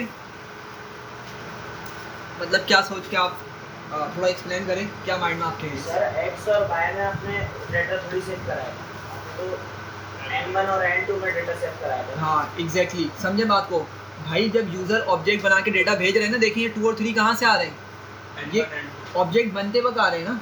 फ्रैक्शन जब उसने लिखा तो अंदर उसको डेटा देना है, मतलब काम ही नहीं कर सकता। 2 और 3 और हाँ, और 2 और 3 किस में से हो रहा है जाकर, n1 n2 में हो रहा है ना। तो भाई वो बोलेगा मैं x और y को तो जानता ही नहीं हूँ, समझ रहे हैं बात को। तो यहाँ पे एरर दे देगा ये, ठीक है। देखें ज़रा, एग्जीक्यूट करते हैं एक मरतबा। अभी तो ये चल गया, चल जाएगा, लेकिन जब कॉल करेंगे ना यहाँ पे, जब मसला करेगा ये, देखें क्या बोल रहा है, x इज़ नॉट डिफाइंड। कि भाई क्या कर रहे हो, x को तो पता ही नहीं है मुझे x है क्या चीज़, तो मैं किस तरह से उसको n1 में डेटा सेव करवाऊँ, समझ रहे हैं। तो ये वाला केस नहीं चलेगा, ऊपर वाला केस आपका चल जाएगा। आपकी मर्ज़ी उसको उस तरह से लिखें, या अभी जो हमने लिखा था सेम ही लिख लें, आपकी मर्ज़ी, ठीक है। और अब मैं आपको बताता हूँ कि हम लोग क्या करते हैं, प्रोग्रामर्स के नाम सेम रखते हैं, ठीक है। नाम क्या रखते हैं, सेम रखते हैं। जो हमने ऊपर पैरामीटर्स में लिखे हुए होते हैं ना, वही नाम हम क्या करते हैं, यहाँ पे लिख रहे होते हैं, ठीक है। क्यों? क्योंकि हो सकता है कि बंदा कभी किसी टाइम पे कंफ्यूज हो जाए, ठीक है। जैसे x और y हो सकता है शुरू में आपको कन्फ्यूजन हुई हो, ठीक है। तो इसी वजह से इस चीज़ को यूज़ नहीं कर सकते, लेकिन सही है यूज़ करना। हम क्या करते हैं, जो हमने पैरामीटर्स के नाम रखे हैं ना, हम वही क्या करते हैं, लेफ्ट पे भी उन्हीं नाम से यूज़ कर रहे लेकिन अब तक समझ नहीं आया ये ओवरराइड नहीं हुआ। क्यों? देखें n1 का, देखें जब मैंने n1 भेजा, देखें n1 कहाँ से आया, यहाँ से 2 आया, 3 कहाँ पे आया, n2 में आया। ऑब्जेक्ट है n1 और n2। हाँ, और देखिए जब भी हम ऑब्जेक्ट बोले ना, तो हमेशा रैम में सेव होंगे कहीं ना कहीं जाकर, रैंडम लोकेशन पे, ठीक है। और n1 n2 जस्ट उसका रेफरेंस स्टोर किया है, मतलब असल तो नंबर सेव हो रहे हैं वहाँ पे आके 2 और 3, ठीक है। लेकिन हमने जो n1 जहाँ पे सेव हुआ, लेट से यहाँ पे 2 आया, यहाँ पे 3 आया, तो इनके जो एड्रेसेस है ना वो n1 में आ गए और n2 में आ गए, सही है। लेकिन हमारा ये जो चीज़ है, हमारा जो ऑब्जेक्ट बनाएंगे हम f1 का, ठीक है, ये क्या मुझे बताएं कि क्या ये इसके अंदर आके सेव होगा या इधर आके सेव होगा? नहीं, अलग लोकेशन पे जाके सेव होगा ना, बिल्कुल। तो ये जो लोकेशन है हमारी, ये बिल्कुल डिफरेंट होगी उनसे, ये बिल्कुल डिफरेंट लोकेशंस हैं, सही है। तो हम क्या कर रहे हैं, हम जस्ट बोल रहे हैं कि भाई क्या करो, n1 लिख रहे हैं ना हम, तो पाइथन को पता है कि हम असल में एक एड्रेस दे रहा हूँ उसको। पाइथन क्या करेगा, उस एड्रेस पे आएगा, मतलब वो आएगा कहाँ पर, यहाँ पर आएगा, यहाँ से डेटा उठा के किस में डाल देगा, हमारे यहाँ वाली स्पेस के अंदर। अरे नाम उनका सेम हो, नाम सेम हो, देखें नाम सेम हो भले, मसला नहीं होगा। क्यों? क्योंकि असल तो क्या है, काम कौन कर रहा है, काम कौन कर रहा है, रेफरेंस। हमारा नाम ही सेम है, एड्रेस ही जब हम ऑब्जेक्ट उसको सेम दे रहे हैं, एड्रेस जो है उसका सेम दे रहे हैं, तो उसको तो वही उठा लेना चाहिए ना, ओवरराइट हो जाना चाहिए। देखें आप समझे ना, मैं किस तरह से लिख रहा हूँ मैं क्या बोल रहा हूँ, सेल्फ करके लिख रहा हूँ, ठीक है। और सेल्फ अभी आपको शायद नहीं पता होगा, हमने उसे डिस्कस करी था लास्ट क्लास में। सेल्फ ना एक अलग एड्रेस है, सेल्फ क्या है, एक अलग एड्रेस है। हमने डिस्कस किया था ना लास्ट टाइम कि भाई हर ऑब्जेक्ट का, अभी देखें जैसे मैं आपको बताया, ये उसी से हो रहा है सब। देखें हाँ बिल्कुल, F1 की आईडी क्या निकाली थी हमने, देखें अभी आपको थोड़ा क्लियर हो जाएगा। F1 की आईडी ये थी, मैंने एक और बनाया F2 की आईडी क्या है, ये है, डिफरेंट है ना। तो होता क्या है, जब हम ये बनाते हैं ना, F1 F2 बनाते हैं, तो ये एड्रेस है, F1 का एड्रेस क्या है, ये है, ठीक है। तो सेल्फ जब लिखूंगा ना मैं, तो फर्स्ट टाइम क्या होगा, जब मैं सेल्फ के लिए F1 के लिए काम कर रहा हूँ, तो सेल्फ की जगह कौन आएगा, उस F1 का एड्रेस आ रहा होगा, उस F1 का एड्रेस आ रहा होगा। तो मैं बात कर रहा हूँ ना यहाँ सामने से, उसका टेक्निकल किस तरीके से कॉन्सेप्ट बनेगा कि जब हम F1 की मदद से काम कर रहे होंगे ना, तो सेल्फ के अंदर क्या आएगा, उस F1 का एड्रेस आ रहा होगा। मतलब ऑटोमेटिकली जगह आ गई, ये स्पेस आ गई। तो हम क्या बोल रहे हैं कि इस जगह पर क्या करो, एक N1, ठीक है, क्या करो सॉरी, एक N1 क्या करो, एक वेरिएबल बनाओ, ठीक है, और उसमें डेटा कहाँ से लाके सेव करवाओ, इस एड्रेस पे जाके जो डेटा पड़ा हुआ है ना वो डेटा लाओ और वो N1 में सेव करा दो, मतलब वो इधर आके सेव करवा दो। वहाँ भी सेव कर दी, यहाँ भी सेव कर दी। हाँ देखिए, असल तो ये सामने सिर्फ देखने के वेरिएबल्स हैं, पीछे काम चल रहा है सारा ये, तो ओवरराइड वाला कॉन्सेप्ट यहाँ पे है ही नहीं, वो सिर्फ सेल्फ की वजह से सेल्फ लगा है, क्योंकि सेल्फ उसमें वो फिर एक नई जगह क्रिएट कर बिल्कुल ऐसे ही है। बिल्कुल ऐसी है। जैद भाई कोई मसला, उसामा, दानिश, बाकी पीछे वाले बताएं भाई। चले यार आगे बढ़ते हैं, ये मोड डिटेल हमने देख ली, अब जल्दी से आगे बढ़ते हैं। देखें तो भाई मैंने यहाँ पे F1 दोबारा से बनाया, ठीक है, अच्छा इसको मुझे एग्जीक्यूट करना पड़ेगा दोबारा से, और मैं क्या करता हूँ उसको एग्जीक्यूट किया तो भाई देखें F1 बन गया मेरा, ठीक है, और आपको मालूम है कि ID एड्रेस डिफरेंट मिलने वाला है, ठीक है। सिमिलरली F2 बनाया मैंने, ठीक है, तो F2 का क्या मिला मुझे, एड्रेस डिफरेंट मिला। अच्छा एक चीज़ जल्दी से हम देखते हैं कि मैं चाह रहा हूँ कि मैं ना F1 को प्रिंट करूँ, ठीक है, मैं क्या करूँ, F1 को प्रिंट करूँ, सही है। तो ज़रा आउटपुट देखें इसका किस तरह आएगा। अच्छा भाई क्या बता रहा है कि मैन और फ्रैक्शन ऑब्जेक्ट, देखें फ्रैक्शन हमारी क्लास का नाम है ना, और क्या बोल रहा है, वो एक फ्रैक्शन क्लास का ऑब्जेक्ट है, वही वाली बात हमने जो कही थी, L1 लिस्ट नहीं है, लिस्ट क्लास का ऑब्जेक्ट है। तो ये भी ये बोल रहा है कि भाई फ्रैक्शन का जो ऑब्जेक्ट है ना वो इस एड्रेस पे पड़ा हुआ है, ठीक है। अच्छा एड्रेस जो होता है ना पाइथन के अंदर, मतलब कंप्यूटर के अंदर, वो दो तरीके से होता है। एक तो आपका ये एड्रेस है, ये हेक्साडेसिमल एड्रेस है, ठीक है, और अभी जो मैं आपको ऊपर दिखा था ना आईडी वाला, वो क्या है, एक हाँ वो एक यूनिक आईडी क्या होती है, एक यूनिक नंबर होती है ना, जिससे आप बैठे हुए यहाँ पे सारे के सारे, ठीक है।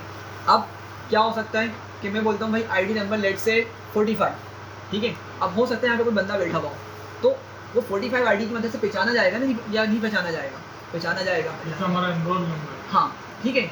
या दूसरा क्या होगा कि मैं उसकी सीट का नंबर मुझे पता हो कि भाई वो किस सीट पे बैठा हुआ है। अब आईडी तो उसकी क्या है 45 है, लेकिन वो बैठा हुआ है लेट से सीट नंबर 9 पे, ठीक है। तो दो डिफरेंट तरह के एड्रेस हो गए। तो आईडी की मदद से भी हम क्या कर सकते हैं, उस जगह को पकड़ सकते हैं या ट्रैक कर सकते हैं उस जगह को, उस जगह पर वापसी जा सकते हैं, या सीट नंबर की मदद से भी, ठीक है। अब हमारे घर के एड्रेसेस होते हैं, ठीक है, उसमें क्या होता है पूरी एक डिटेल होती है, लेकिन अगर हम वहीं पर आईडी के हिसाब से बात करें, अगर जी तो क्या बोल रहा था मैं, अगर आईडी की मदद से भी हम पकड़ना चाहें ना, उसी चीज़ को ट्रैक करना चाहें, तो वो भी चीज़ हो सकती है, समझ रहे हैं। तो लेकिन बात एक ही है, लेकिन मसला क्या है, मसला ये है कि भाई मैं बोल रहा हूँ मुझे F1 को प्रिंट करके दिखाओ। अब वो F1 को तो प्रिंट करके नहीं दे रहा। हमने तो क्या बात की थी कि भाई F1 को उसको किस तरह प्रिंट करना चाहिए था, इस तरह से 2/3 करके उसको दिखाना चाहिए था, लेकिन ये दिखा ही नहीं रहा, ऐसे ही है। तो हमें क्या करना पड़ेगा, हमें यहाँ पर एक मैजिकल मेथड का यूज़ करना पड़ेगा, ठीक है, एक न्यू मैजिकल मेथड का यूज़ करना पड़ेगा, ठीक है। अच्छा ये वाले मैजिक मेथड की पावर क्या है मैं आपको दिखा देता हूँ।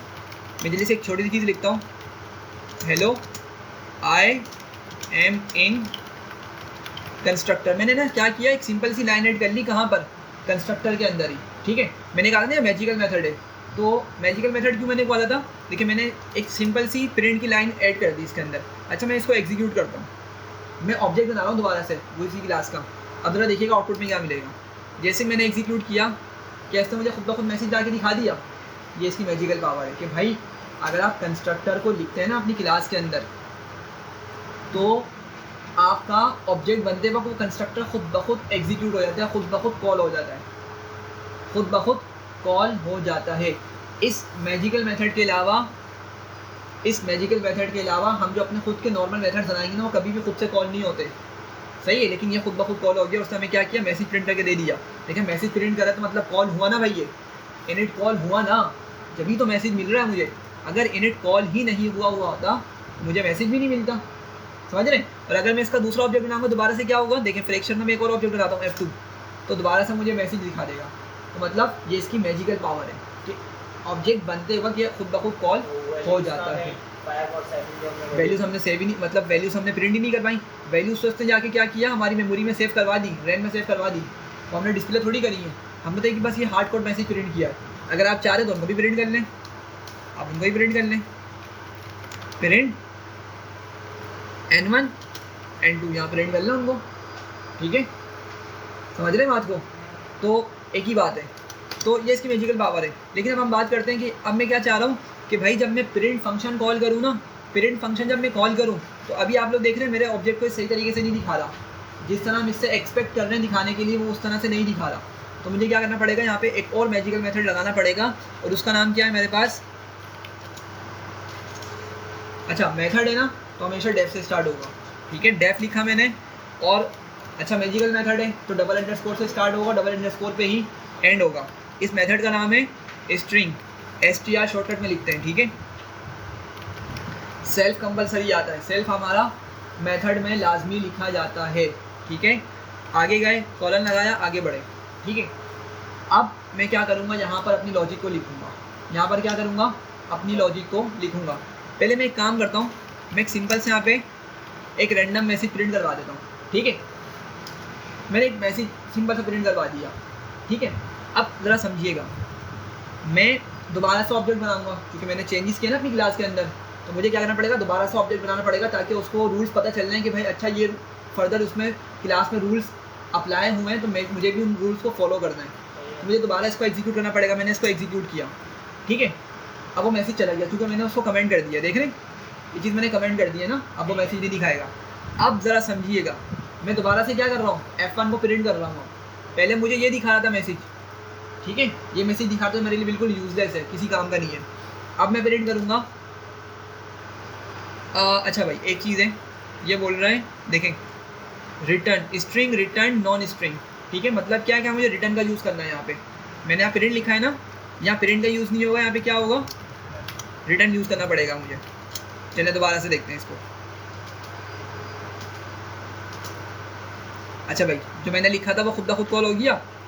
मैंने जो अपना एक रैंडम सा मैसेज लिखा था मैंने प्रिंट किया है सिर्फ, मैंने क्या उस स्ट्रिंग मेथड को कॉल किया, नहीं किया ना। वो स्ट्रिंग मेथड कब चल रहा है हमारा, जब प्रिंट फंक्शन के साथ मैं अपने ऑब्जेक्ट का यूज़ कर रहा हूँ। जब भी मैं प्रिंट फंक्शन के अंदर अपने ऑब्जेक्ट को शो करवाना चाह रहा हूँ ना, तो उस टाइम पे कौन सा मैजिकल मेथड ट्रिगर हो रहा है, स्ट्रिंग का। समझ रहे मेरी बात को। तो ये इसकी मैजिकल पावर है। कंस्ट्रक्टर किस टाइम पे एग्जीक्यूट हो रहा था, जब ऑब्जेक्ट बन रहा था। तो उसकी मैजिकल पावर क्या है कि जब ऑब्जेक्ट बन रहा होगा वो खुद ब खुद एग्जीक्यूट हो जाएगा, ये उसकी मैजिकल पावर है। स्ट्रिंग मेथड भी क्या है, एक मैजिकल मेथड है, लेकिन इसकी मैजिकल पावर डिफरेंट है कंस्ट्रक्टर से। समझ पा रहे हैं बात को, दोनों ही मैजिकल मेथड है। बिल्कुल सही है, समझ रहे हैं। तो मैंने क्या किया, स्ट्रिंग मेथड यहाँ पे अप्लाई कर दिया और आपको पता चला कि भाई जब हम फिर प्रिंट का यूज़ करेंगे ना तो उस टाइम पे क्या होगा, मेरा स्ट्रिंग खुद ब खुद एग्जीक्यूट हो जाएगा और हमने जो भी अंदर लॉजिक लिखी होगी ना हमारी वो डिस्प्ले करवा देगा। तो अब हम अपनी लॉजिक को लिखते हैं। अब वो लॉजिक क्या होगी हमारी, देखते हैं ज़रा। तो मैंने लिखा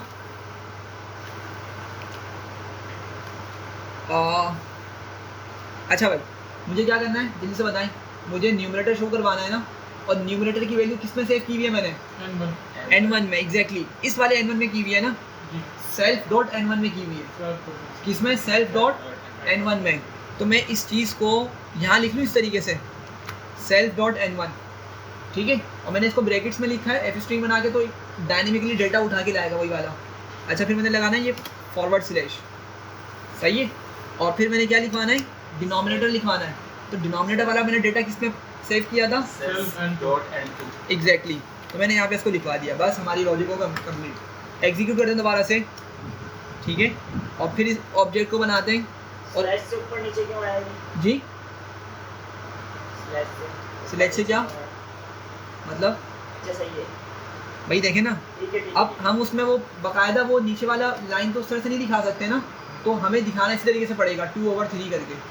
तो इसीलिए फॉरवर्ड स्लैश लगाया यहाँ पे कि क्या करो, स्लैश से पहले मुझे N1 दिखाओ जो मेरा न्यूमरेटर है, और स्लैश के बाद क्या दिखाओ, मेरा N2 दिखाओ जो मेरा डिनोमिनेटर है।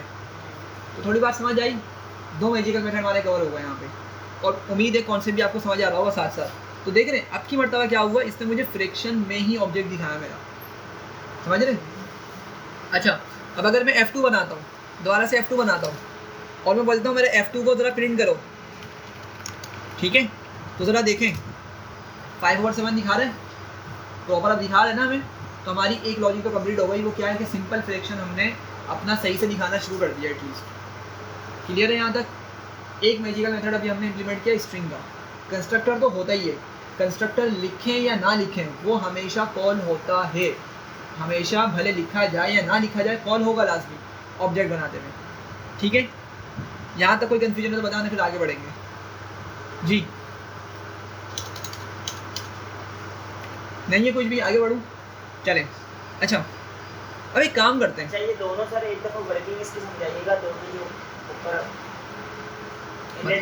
इसमें कैसे वर्क किया, स्ट्रिंग तो समझ आ गया नीचे वाला। देखें इनिट कब आपका चलेगा, जब आपने कॉल करा उसको F1 को तो इनिट कैसे चला उस पे कॉल किया। देखें इनिट कब चलता है, जब आप ऑब्जेक्ट बनाते हैं ना उस टाइम पर इनिट चलता है। इनिट उस टाइम पर एग्जीक्यूट होता है, उस टाइम पर कॉल हो जाता है ऑब्जेक्ट बनाते हैं। हाँ F1 तो ऑब्जेक्ट का नाम है। हाँ। आप जब भी फ्रैक्शन का ऑब्जेक्ट बना रहे होंगे ना, फ्रैक्शन का यूज़ करके जब भी ऑब्जेक्ट बनाएंगे आपका इनिट चल जाएगा, ऑब्जेक्ट बनाते टाइम चलेगा। कौन? इनिट। लेकिन आप जब उस ऑब्जेक्ट का जो नाम दिया हुआ है ना आपने, जब उसको प्रिंट कर रहे होंगे, प्रिंट करते वक्त आपका स्ट्रिंग मेथड चलेगा। दोनों अलग अलग सिनेरियोज हैं, समझ रहे हैं भाई इस बात को? अच्छा यहाँ तक क्लियर है? अभी जल्दी से बताएं। हरमैन, फरहान, फराज, बल्कि सॉरी रेहान जी, फराज कोई क्वेश्चन है? पीछे अली और आपका नाम आबिद, आपको क्लियर हो रहा है? कोई मसला तो नहीं हो रहा? चलें। अच्छा देखिए रिवीजन तो करना पड़ेगा, ये तो हकीकत बात है। अगर नहीं किया ना अगली क्लास में फिर सफा चट मैदान हो चुका होगा। ठीक है, तो एक मतलब रिवीजन करना पड़ेगा, लेकिन उम्मीद है कि जो समझ रहे हैं वो समझ आ रहा होगा, जो पढ़ रहे हैं वो समझ आ रहा होगा, सर पे से नहीं जा रहा होगा। ठीक है, मतलब बहुत ड्राई है, बहुत ड्राई। ठीक है, अच्छा देखिए भाई, अब दो फ्रैक्शंस मेरे पास मौजूद हैं, F1 और F2 में दोनों का नाम दिया हुआ है। ऐसा ही है, एक की वैल्यू 2/3 है, दूसरे की वैल्यू कितनी है? 5/7 है। अब मैं आपको एक चीज़ दिखाता हूँ।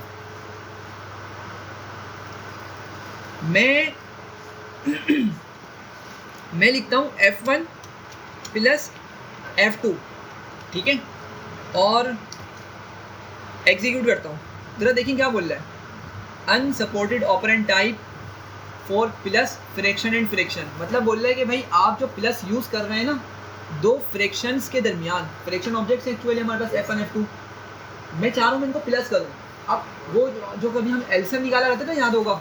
अगर मैं आपको दिखाऊँ, जैसे एक फ्रैक्शन है 2/3 और दूसरा क्या है प्लस 5/7, तो इनका हम फ्रैक्शन मतलब एलसीएम की मदद से निकाला करते थे, इनको सिंप्लीफाई करके एक फ्रैक्शन बनाया करते थे।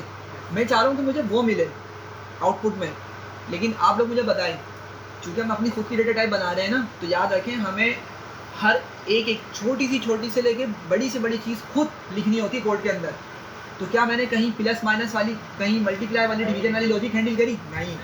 अभी तो बस मैंने यही बताया कि भाई अगर मेरे फ्रैक्शन क्लास के ऑब्जेक्ट को कोई प्रिंट करे तो तुम किस तरह दिखाओ मेरे ऑब्जेक्ट को, बस अभी मैंने ये बताया स्ट्रिंग मेथड की मदद से। बाकी तो मैंने कुछ काम किया ही नहीं है, तो उसको क्या पता कि भाई प्लस वाले ऑपरेटर ने किस तरह बिहेव करा है फ्रैक्शंस पे। मेरी बात को समझ रहे हैं? मतलब मुझे इसका भी कोड लिखना पड़ेगा, पॉसिबल है प्लस होंगे लेकिन मुझे कोड लिख के बताना पड़ेगा। ठीक है, अच्छा ये बात समझ आ रही है? तो सिंस मैंने अपना मेथड अभी तक वाला इम्प्लीमेंट नहीं किया हुआ, इसलिए मुझे ये ऑब्जेक्ट मतलब ये मुझे एरर दिखा रहा है, ऐसे ही है। अच्छा एक आपका इंटरेस्टिंग चीज़ दिखाता हूँ। हमने सेट्स पढ़े थे ना सेट्स, ठीक है? किस तरह बनाते हैं सेट्स? नहीं, वो डिक्शनरीज होती हैं, यूनिक डेटा टाइप होती है, लेकिन बनते किस तरीके से? कर्ली ब्रैकेट से बनते हैं, एग्जैक्टली। लेकिन डिक्शनरीज और सेट्स दोनों बनते कर्ली ब्रैकेट से, लेकिन की वैल्यूज होती है डिक्शनरी में, और सिंपल आप जैसे लिस्ट की तरह डेटा लिखते हैं ना, हम लोग नॉर्मल डेटा लिखते चले जाते हैं, अगर उसको आप कर्ली ब्रैकेट में बंद करते हैं तो आपका सेट्स कहलाते हैं। ठीक है, तो लेट्स से मैं एक सिंपल सा सेट बनाता हूँ,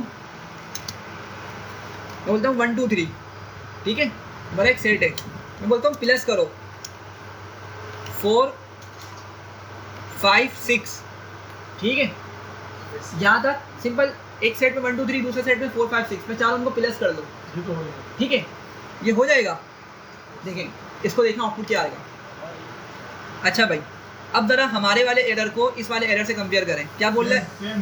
unsupported operand type for plus, हमारे पास फ्रैक्शन एंड फ्रैक्शन था हमारी ऑब्जेक्ट के लिहाज से, यहाँ पे क्या बोल रहे हैं? Set and set. मतलब अब थोड़ा सा इसको ट्रेस करें, जिस भी प्रोग्रामर ने सेट की क्लास बनाई, भाई सेट तो क्लास है ना, उसने प्लस वाली लॉजिक को हैंडल ही नहीं किया। उसकी भी कोई लॉजिक होगी, समझ रहे हैं? उसने प्लस वाली लॉजिक को हैंडल नहीं किया। लेकिन अगर यही काम मैं करता है लिस्ट पर, देखें मैं वही काम करता हूँ, मैं बोलता हूँ 1 2 3 प्लस 4 5 6, क्या आएगा आंसर? क्या होता है इसका आंसर? 1 2 3 4 5 6 कॉन्केटिनेशन हो जाती है ना, एक ही ब्रैकेट में सब कुछ आ जाता है, कंबाइन हो जाता है। तो जिस प्रोग्रामर ने ये क्लास बनाई उसने उसका वो मेथड इम्प्लीमेंट किया हुआ है प्लस हैंडल करने वाला। तो मेरी बात समझ रहे हैं आप लोग? तो हमारी क्लास अभी बिल्कुल उस सेट की क्लास की तरह है कि उसने प्लस वाली चीज़ को हैंडल ही नहीं किया हुआ, समझ रहे हैं? लेकिन हम क्या करने लगे, हम इस प्लस वाली लॉजिक को अपनी क्लास में हैंडल करने जा रहे हैं, ठीक है? अच्छा, असल में हाँ एग्जैक्टली यही वजह है कि सेट के अंदर ना प्लस का कॉन्सेप्ट नहीं चलता, माइनस का चलता है, वो डिफरेंस कहलाता है, ठीक है? प्लस का कॉन्सेप्ट नहीं होता, उसमें यूनियन का कॉन्सेप्ट होता है। अगर याद हो में पढ़ता है ना, यूनियन होता है कि कंबाइन कर दो। देखिए हमारे पास लिस्ट में क्या कर रहा है, प्लस ऑपरेटर सही तरीके से काम कर रहा है और वो क्या कर रहा है, वो भी कंबाइन कर रहा है। लेकिन सेट्स के अंदर यूनियन करता है कंबाइन सेट्स को, प्लस का ऑपरेटर वहाँ पे नहीं काम करता, समझ रहे हैं? तो उसकी लॉजिक सही है, उसकी लॉजिक को हम अलग नहीं बोल रहे, लेकिन एक चीज़ समझाना चाह रहा था कि उसने प्लस वाले ऑपरेटर को हैंडल नहीं किया, ठीक है? और हमने भी नहीं किया हुआ अभी तक, तो हमारे और उसके एरर सेम मिल रहे हैं। अब हम करते हैं जल्दी से, हम जाते हैं ऊपर क्लास के अंदर और एक और मेथड हम बनाते हैं, उसको नाम देते हैं, मतलब उसका नाम क्या होता है? अच्छा ये भी एक मैजिकल मेथड है, ये भी क्या है? एक मैजिकल मेथड है। तो किससे स्टार्ट होगा ये? डबल एंडेड स्कोर से, ठीक है? अच्छा उसका नाम ही ऐड है, ऐड करना चाह रहे ना, तो उसका नाम ही ऐड है। फिर डबल एंडेड स्कोर लिखा और मैंने सेल्फ लिखा, सही है? अच्छा कॉलन बनाया, अब n1 n2 है, हाँ सेल्फ ये हर जगह आता है कि सेल्फ आता है भाई, सेल्फ सेट का वो जगह। बिल्कुल, इसको नीचे लिखेंगे n1 प्लस n2। ठीक है, ये बात समझ रहे हैं? अच्छा अब एक चीज़ है, देखिए बात को समझिएगा, जब मैं प्लस का ऑपरेटर चलाऊंगा, ठीक है, प्लस का ऑपरेटर चलाऊंगा तो मैं किस के दरमियान चलाऊंगा? मैं दो फ्रैक्शंस के दरमियान तो चलाऊंगा मिनिमम, मैं मिनिमम दो फ्रैक्शंस के दरमियान तो उसको चला रहा हूँगा, ऐसी है ना? एक फ्रैक्शन में तो प्लस ऑपरेटर नहीं चलेगा ना। तो अब मेरी बात समझिएगा, हमारा जो सेल्फ है ना, सेल्फ में जो डेटा आएगा, समझे बात को, F1 का जो डेटा होगा या F1 का जो रेफरेंस होगा वो किस में मिलेगा? मुझे सेल्फ में मिलेगा, ठीक है?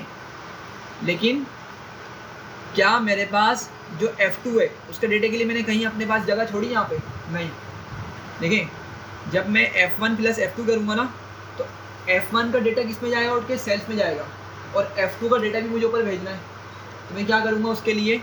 यहाँ पर एक और पैरामीटर बनाऊँगा, ठीक है? क्या करूँगा? एक और पैरामीटर बनाऊँगा, और उसको मैं लेट से क्या बोलूँ? सेकंड बोल दूँ या अदर बोल दूँ? मैं बताता हूँ उसको मैं क्या बोल रहा हूँ, तो और क्लियर करता हूँ। मैंने इसको फिलहाल अदर बोल दिया, ठीक है? हम इसको कुछ भी नाम दे सकते हैं, वैसे क्या कर सकते हैं, कुछ भी नाम दे सकते हैं। देखें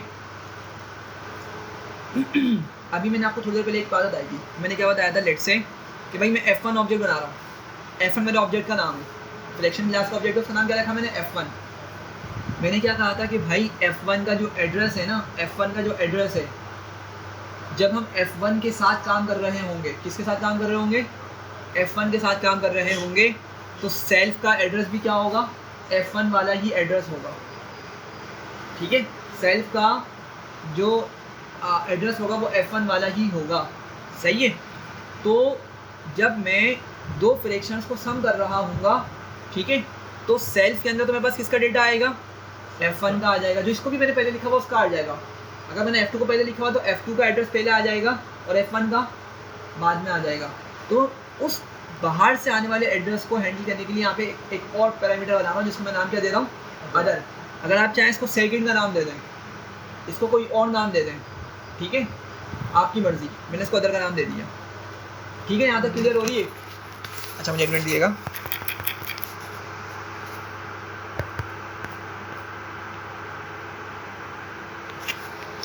अच्छा अगर हमें तीन फ्रैक्शन में एडिशन करानी होगी तो एक और देकर करानी होगी। हाँ, फिर आपको एक और देना पड़ेगा। लेकिन अब बात ये है कि अगर हमें 10 फ्रैक्शन चाहिए तो क्या हम 10 नाम रखेंगे? नहीं, अभी हमारा मेथड सिर्फ सिंपल 2 फ्रैक्शंस को हैंडल करेगा। समझ रहे बात को? अब अगर हमें बहुत सारे फ्रैक्शंस को हैंडल करवाना है तो क्या होगा उसका सोल्यूशन? डिस्कस करते हैं इसको। मैंने आपको एक चीज़ बताई थी, मैं उसको बताता हूँ, पहले इसको हम समझते हैं जल्दी से। चलें जल्दी से इसकी लॉजिक देखें यार जल्दी। इसको अभी हमने कंप्लीट करना है हर हालत में क्लास को। देखें मेरे पास क्या मौजूद है, 2/3 मौजूद है। इसको मैंने क्या नाम दिया हुआ है भाई? F1। क्या नाम दिया हुआ है इसको? F1। अच्छा, फिर क्या मेरे पास 5/7, इसको क्या नाम दिया हुआ है? F2। सही है। अच्छा, अब सिंप्लीफिकेशन, थोड़ा सा मैथमेटिक्स पर आ जाते हैं, ठीक है? क्लास 6-7 क्लास की शायद ये मैथमेटिक्स है, ठीक है? जल्दी समझते हैं क्या होता है इनके साथ। एलसीएम निकाला जाता है, हम क्या करते हैं इस तरीके से लाइंस बनाते हैं, 3 लिखते हैं, 7 लिखते हैं, फिर फर्दर इसको सिंप्लीफाई करते हैं, ठीक है? यहाँ पे जो नंबर्स मिलते हैं उसको हम क्या करते हैं? मल्टीप्लाई करते हैं सबको, ठीक है? और एक हमें आंसर मिल जाता है, ठीक है? हमें आंसर मिल जाता है। यहाँ तक सब पहुँच रहे हैं भाई, सिंपल सी चीज़ है। फिर क्या करते हैं, एक हम बड़ी सी लाइन बनाते हैं, उस नंबर को यहाँ पे लिख देते हैं, जो भी नंबर यहाँ पे आ रहा होता है, जो भी नंबर है उसको हम यहाँ लिख देते हैं। फिर फर्दर इसकी सिंप्लीफिकेशन करते हैं। एक ये वो वाला मतलब ये वो वाला प्रोसेस है, प्रोसीजर है सॉल्व करने का, जो मेरे ख्याल में शायद हम में से सब ने स्कूल में पढ़ा हुआ है, ठीक है? सब ने स्कूल में पढ़ा हुआ है। लेकिन आज मैं आपको ना एक ऐसा मेथड बताऊँगा, हो सकता है आप में से किसी को पता हो वो चीज़ पहले से, कि जो बहुत ज़्यादा इफेक्टिव लगता है मुझे। इतनी ख्वारी से हम बच जाएंगे, ये जो इतनी ख्वारी करनी पड़ती है ना, उससे हम बच जाएंगे, ठीक है? और बहुत अच्छा मेथड है ये यूजुअली ओ लेवल्स वाले जो स्टूडेंट्स होते हैं उनको पता होता है, ठीक है? तो होता क्या है वो, देखें हमें करना क्या होगा, हमें ना डिनोमिनेटर को डिनोमिनेटर से मल्टीप्लाई कर देना है। बहुत सिंपल है, बस 3 स्टेप्स हैं। डिनोमिनेटर को डिनोमिनेटर से मल्टीप्लाई कर देना है, तो क्या होगा? 3 × 7 = 21। उसको मैं लिख दूंगा डिनोमिनेटर में, क्योंकि भाई मैं किसको मल्टीप्लाई कर रहा था? मैं डिनोमिनेटर को डिनोमिनेटर से मल्टीप्लाई किया, तो भाई डिनोमिनेटर में लिखूंगा, 21 मैंने लिख दिया। सही है, एक काम हो गया। दूसरा काम, इस 7 को मल्टीप्लाई करवाएं वहाँ पे 2 पे, और इस 3 को मल्टीप्लाई करवाएंगे इधर 5 के साथ। तो थोड़ा जल्दी से बताएं, 2 × 7 क्या हो जाएगा? 14 मैंने लिखा। पहले राइट से ही कराना है। हाँ सॉरी, राइट से ही कराना है। हाँ देखें स्टेप बाय स्टेप चलेंगे ना, लेफ्ट से चलेंगे, राइट से नहीं, लेफ्ट से चलेंगे। 15 आएगा तो सही है, सही है। देखिए ना, 2 पहले है ना, तो 2 उस 7 के साथ मल्टीप्लाई होगा। 2 × 7 क्या हो गया? 14 आ गया। अब बीच में क्या साइन मौजूद है? प्लस का साइन मौजूद है, प्लस लिखा, और ये 3 उधर जाके मल्टीप्लाई होगा 5 के साथ, तो 5 × 3 = 15। हो गया सब कुछ। अब प्लस करें 15 और 14 कितना होगा? 29, ठीक है? 29 और नीचे डिनोमिनेटर में क्या आ जाएगा? 21। बस फ्रैक्शन सॉल्व। 3 स्टेप्स हमने किए, फ्रैक्शन सॉल्व। सही है। अगर इस तरीके से जाते ना, बहुत लंबा है, ठीक है? बहुत लंबा है और स्टूडेंट्स कंफ्यूज रहते हैं, ठीक है? आप लोग थोड़ा सा उस चीज़ को पिक कर पा रहे होंगे मैं किस पॉइंट की तरफ इशारा कर रहा हूँ, ठीक है? तो सिंपल सा तरीका है, हम इसी लॉजिक को इम्प्लीमेंट करने वाले हैं। कहाँ पर? इसी लॉजिक को इम्प्लीमेंट करेंगे अपनी कोडिंग के अंदर, ठीक है? अब जरा जल्दी से सोच के बताएं। देखें ये F1 है, ठीक है? F1 है ना, और जल्दी से मैंने क्लास के अंदर इस F1 को क्या, इस F1 का डेटा कहाँ पर सेव किया है, मतलब कहाँ पर इसको गेट किया डेटा को? चलें आपसी क्लास पे देखें, मैंने 2 पैरामीटर्स लिखे ना, सेल्फ और अदर। तो सेल्फ में मेरे पास क्या आ रहा होगा? F1 आ रहा होगा, ठीक है? तो F1 लेकिन बाहर नाम है उसका, क्लास के बाहर नाम है। क्लास के अंदर क्या उसको बोला हुआ हमने? सेल्फ बोला हुआ है। तो ज़रा सोच के बताएं कि जो 2 है मेरे पास किस में सेव हुआ है? सेल्फ डॉट क्या नाम रखा था उसका हमने? N1। सेल्फ डॉट N1, 100 हमने हटा दिया था ना, देखें सेल्फ डॉट N1 रखा है ना, और नीचे वाले को हमने क्या बोला है? Self dot N2। देख रहे हैं, हमने नीचे इसको N2 को शो किया था और ऊपर किसको शो किया था? N1 को शो किया था। तो ये वाली चीज़ मेरी क्या है? Self dot N1। मैं इसको शॉर्टकट में लिख रहा हूँ फिलहाल S डॉट N1, पूरा सेल्फ नहीं लिखा, मैं इसको लिख रहा हूँ। मेरा S डॉट N1 की वैल्यू कितनी है भाई? 2 है, समझ रहे हैं यहाँ तक? और ये 3 की वैल्यू 3 का नाम क्या है? Self dot N2, S dot N2 लिख रहा हूँ मैं इसको। सही है, क्लियर है जल्दी से? अच्छा, और हमने सेकंड फ्रैक्शन को क्या नाम दिया हुआ है? अदर का। आप चाहे उसको सेकंड बोल दें, ठीक है? इसको चाहे तो कुछ और नाम दे दें, ठीक है? अच्छा, लेकिन पॉइंट समझाने का क्या है कि भाई इस अदर फ्रैक्शन का ये जो 5 है, ये मैंने कहाँ पे सेव किया हुआ है? ये अदर में। हाँ अदर में, लेकिन किस तरह निकलेगा? क्या लिखना पड़ेगा मुझे? और डॉट क्या लिखूंगा मैं? और डॉट क्या लिखूंगा? सोच के बताएं जल्दी से। N1 लिखूं, X लिखूं? F2 बिल्कुल, F2 क्लास के बाहर नाम है। F2 का डेटा मैं कहाँ रिसीव करूंगा? अदर। तो मैंने उसको लिए शॉर्टकट लिख दिया ओ लिख दिया। हम पूरा वहीं पर अदर ही लिखेंगे अंदर जाके, लेकिन यहाँ पे मैंने भी शॉर्टकट में ओ लिख दिया। लेकिन अब ओ डॉट क्या करूँ? ओ डॉट क्या लिखना होगा मुझे? नहीं, करीब है, सोच के बताएं, करीब है आप लोग थोड़ा सा। सर बाहर है तो F2 नहीं, देखें बाहर नहीं ना, हम तो अंदर आएंगे ना, हम तो अपनी लॉजिक कहाँ लिखेंगे? अंदर लिखेंगे। तो मैं अंदर अदर की मदद से किस तरह से इस 5 को गेट करूँगा? चलें हिंट, जल्दी से सोचें। जब मैंने फ्रैक्शन क्लास का ऑब्जेक्ट बनाया, ठीक है, फ्रैक्शन क्लास का ऑब्जेक्ट मैंने बनाया, तो ये 5 और 7 कहाँ जाकर सेव हो रहे हैं? देखिए बात समझें, एक मरतबा जब हमने क्लास बना दी ना, हम उसके थाउजेंड्स ऑफ ऑब्जेक्ट बना सकते हैं, मिलियंस ऑफ ऑब्जेक्ट बना सकते हैं। वहाँ पे सेल्फ एंड टू है। सेल्फ या अदर? सोच के बताएं। तो अदर तो आपने वो लिख दिया ना। अदर, हाँ ओ लिख दिया ना। N2 आएगा फिर। अदर डॉट क्या होना चाहिए इसको?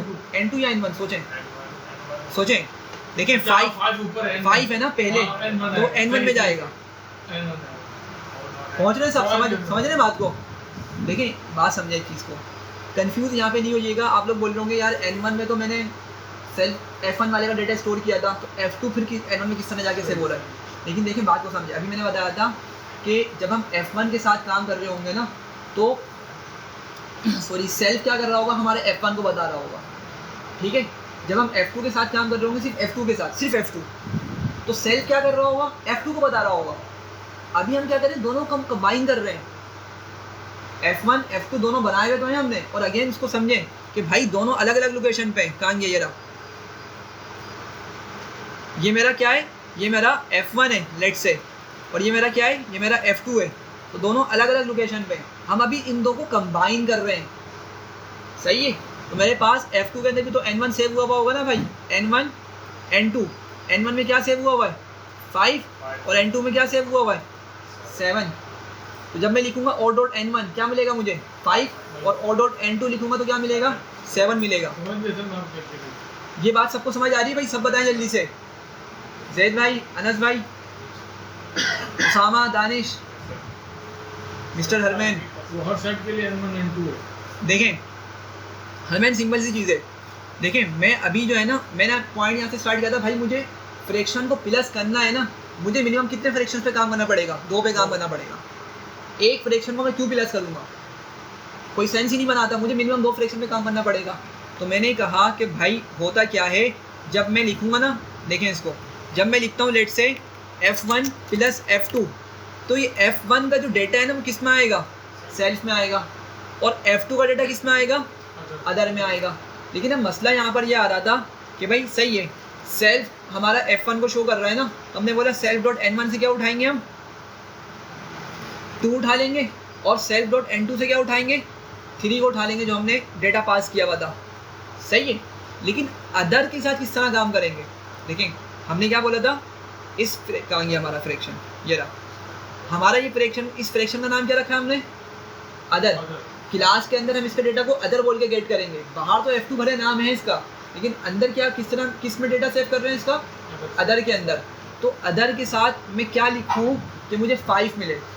तो मैंने बताया हाँ N1 लिखना पड़ेगा। क्यों? समझे बात को, सिंपल सा कॉन्सेप्ट है कि भाई फ्रैक्शन जो है ना आपका, फ्रैक्शन का एक दूसरा ऑब्जेक्ट भी बना हुआ है, और जब मैंने ये ऑब्जेक्ट बनाया हुआ होगा तो F1 5 मेरा किस में जाकर सेव हुआ होगा?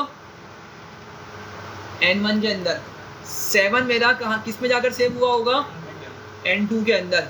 तो भले हम किसको क्लास के अंदर अदर का नाम दे रहे हैं, लेकिन जो असल डेटा मैंने सेव किया हुआ किसने किया हुआ? N1 N2 के अंदर। तो इसीलिए अगर मैं लिखूंगा ओ डॉट N1 मुझे 5 मिलेगा, और ओ डॉट N2 करूँगा, मतलब अदर डॉट N2 करूँगा, तो मुझे क्या मिलेगा? 7 मिलेगा। मसला हल हुआ? कन्फ्यूजन ख़त्म हुई या नहीं हुई? जल्दी से बताएं। चलें अब जो 3 स्टेप हमने करना था उस पर चलते हैं जल्दी से। तो ज़रा बताएं, सेल्फ डॉट N1 मेरा किससे मल्टीप्लाई होने वाला है? अदर डॉट N2 के साथ। यही है ना भाई, सेल्फ डॉट n1 किससे मल्टीप्लाई होगा, अदर डॉट n2 के साथ। चलें जल्दी से लिखते हैं। मैं नीचे आया, मैंने लिखा सेल्फ डॉट n1 सबसे पहले तो डिनोमिनेटर मल्टीप्लाई होगा, नहीं वो आपकी मर्जी, स्टेप्स आगे पीछे कर सकते हैं आप, वो आप आगे स्टेप्स आगे पीछे कर सकते हैं, उसका मसला नहीं है, ठीक है। तो जल्दी से क्या था भाई, सेल्फ डॉट n1 किससे मल्टीप्लाई होगा, अदर डॉट n2 के साथ। तो मैंने यहाँ पे लिखा, अच्छा पूरा लिखना है अदर, ठीक है, क्योंकि हमने यहाँ पे अदर में ना उसको डेटा को गेट किया है। अगर इसको आप लिखते ओ तो फिर आप ओ करके इसको आगे यूज़ करते, याद रखिएगा, फिर आप इसको ओ करके यूज़ करते, जो जहाँ जिस में हम डेटा को गेट करेंगे रिसीव करेंगे उसी को फर्दर यूज़ करना है। कुछ भी लिख सकते हैं, कुछ भी, भले अपना नाम लिख दें, ठीक है, सेल्स की जगह भी कुछ भी लिख सकते हैं। हाँ बिल्कुल लिख सकते हैं आप कुछ भी, ठीक है। लेकिन सेल्फ जो है ना, हमेशा पहला जो है ना मतलब कन्वेंशन है, अगर आप पहली चीज़ लिख रहे हैं ना हमेशा सेल्फ भी लिखी जाती है। हम लोग भी जब लिखते हैं ना कोड को प्रोग्रामिंग के अंदर, कोई रीज़न इसके पीछे कन्वेंशन है, कन्वेंशन मतलब जैसे आपको मैं बताया कि अगर आप जब क्लास का नाम रखें तो पहला वर्ड हमेशा क्या होता है, कैपिटल होता है, छोटा रखेंगे जब भी काम करेगा, अगर आप यहाँ पे कोई और नाम रखेंगे जब भी काम करेगा। लेकिन क्या ग्लोबल में ये प्रैक्टिस यूज़ की जाती है। आप भले कोई इंडियन प्रोग्रामर को देखें, किसी अमेरिकन प्रोग्रामर, सऊदी प्रोग्रामर, किसी को भी देखेंगे ना, हमेशा अपनी क्लास के अंदर मेथड के अंदर सेल्फ लिखेगा हमेशा, मतलब ये सेल्फ इस्तेमाल बिल्कुल, ये ग्लोबली मतलब एक कन्वेंशन यूज़ की जाती है। अगर नहीं हम क्लास पे काम करते हैं, अगर नहीं करेंगे तो जब भी काम करेगा ये, ठीक है। लेकिन क्या है, ग्लोबली एक चीज़ रिकॉग्नाइज है जिसको हम बोलते हैं स्टैंडर्ड्स, ISO वाली जो चीज़ होती है वो इस तरह की एक चीज़ है, तो उसको हमें फॉलो करना है। अच्छा, तो अदर डॉट क्या करना है भाई, मुझे क्या लिखना है, अदर डॉट n2, सही है, n2 लिख दिया। अच्छा फिर कौन सा साइन है मेरे पास, जल्दी से देखें, प्लस का साइन आएगा ना बीच में, तो मैंने प्लस का साइन लगाया और क्या करूँगा अब मैं, अब क्या करना है मुझे, अदर डॉट n1 को मल्टीप्लाई करना है किससे, सेल्फ डॉट n2 से।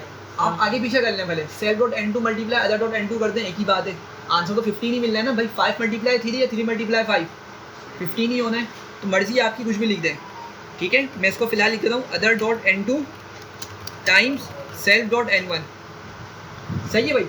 ये हमारी न्यूमरेटर वाली लॉजिक बन गई, पूरी बन गई ना। और हमने सिंस प्लस ऑपरेटर यूज़ किया तो पाइथन क्या करेगा, इनको खुद इस तरीके से मल्टीप्लाई करने के बाद प्लस करके हमें 29 दे देगा। क्लियर हो रही है। अच्छा हम क्या करते हैं, इस पूरे आंसर को एक अलग वेरिएबल में सेव कर लेते हैं। जी दानिश, 10 के बाद अदर डॉट n1 और सेल्फ डॉट n2 है ना, अदर डॉट सॉरी बिल्कुल देख रहे हैं, अदर डॉट n1 होगा ना, बिल्कुल सही है, अदर डॉट n1 और सेल्फ डॉट n2 होगा, ठीक है, thank you. Other dot n1 और सेल्फ डॉट n2 बिल्कुल यही है, ठीक है। तो अब इससे जो पूरा एक आंसर मिलने वाला है उसको हम क्या करेंगे, एक अलग वेरिएबल में सेव कर लेते हैं और इसको मैं बोल देता हूँ न्यूमरेटर, कि भाई हमारा टोटल फाइनल न्यूमरेटर आ गया। अच्छा अब हमें डिनोमिनेटर वाली लॉजिक भी हैंडल करनी है, तो मैं क्या करता हूँ उसको भी लिख देता हूँ जल्दी से, डिनोमिनेटर इक्वल्स टू कौन कौन मल्टीप्लाई होने वाला है भाई, सेल्फ डॉट n2 और अदर डॉट n2।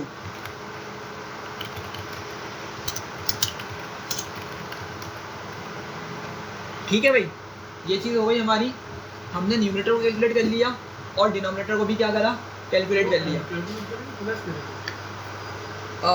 सॉरी ये प्लस करेंगे ना नीचे वाला, हाँ ये नीचे वाला प्लस नहीं होगा, नीचे वाला प्लस नहीं होगा, नीचे वाला सिंप्लीफाई होगा, बस मल्टीप्लाई होकर बस एक नंबर बन जाएगा। ऊपर वाली हमारे पास सिंप्लीफिकेशन चलानी थी हमने, ठीक है। अच्छा भाई हमने न्यूमरेटर निकाला, डिनोमिनेटर निकाला, लेकिन अब इसको हमें भेजना भी तो है ना बाहर, हम इसको देख भी तो सकें, तो क्या करना पड़ेगा, हमें रिटर्न यूज़ करना पड़ेगा। याद रखें अगर हम मैजिकल मेथड्स यूज़ कर रहे हैं ना, ये एडिशन मल्टीप्लिकेशन सब्ट्रैक्शन वाले, तो हमें रिटर्न का यूज़ करना पड़ता है, प्रिंट यूज़ नहीं करते कभी भी, ठीक है। तो मैं लिखता हूँ रिटर्न, ठीक है। और इसी पैटर्न की मदद से हम क्या करेंगे, इसी पैटर्न की मदद से हम क्या करेंगे भाई, आंसर को बाहर भिजवाएंगे, लेकिन सेल्फ डॉट n2 और n1 नहीं लिखेंगे। अब हमारे पास यहाँ पे ब्रैकेट्स में क्या आएंगे, न्यू वैल्यूज़ आएंगी, तो मुझे ऊपर क्या लिखना है, न्यूमरेटर, और इधर कौन आएगा, डिनोमिनेटर, ठीक है भाई। चलें एग्जीक्यूट करते हैं जल्दी से।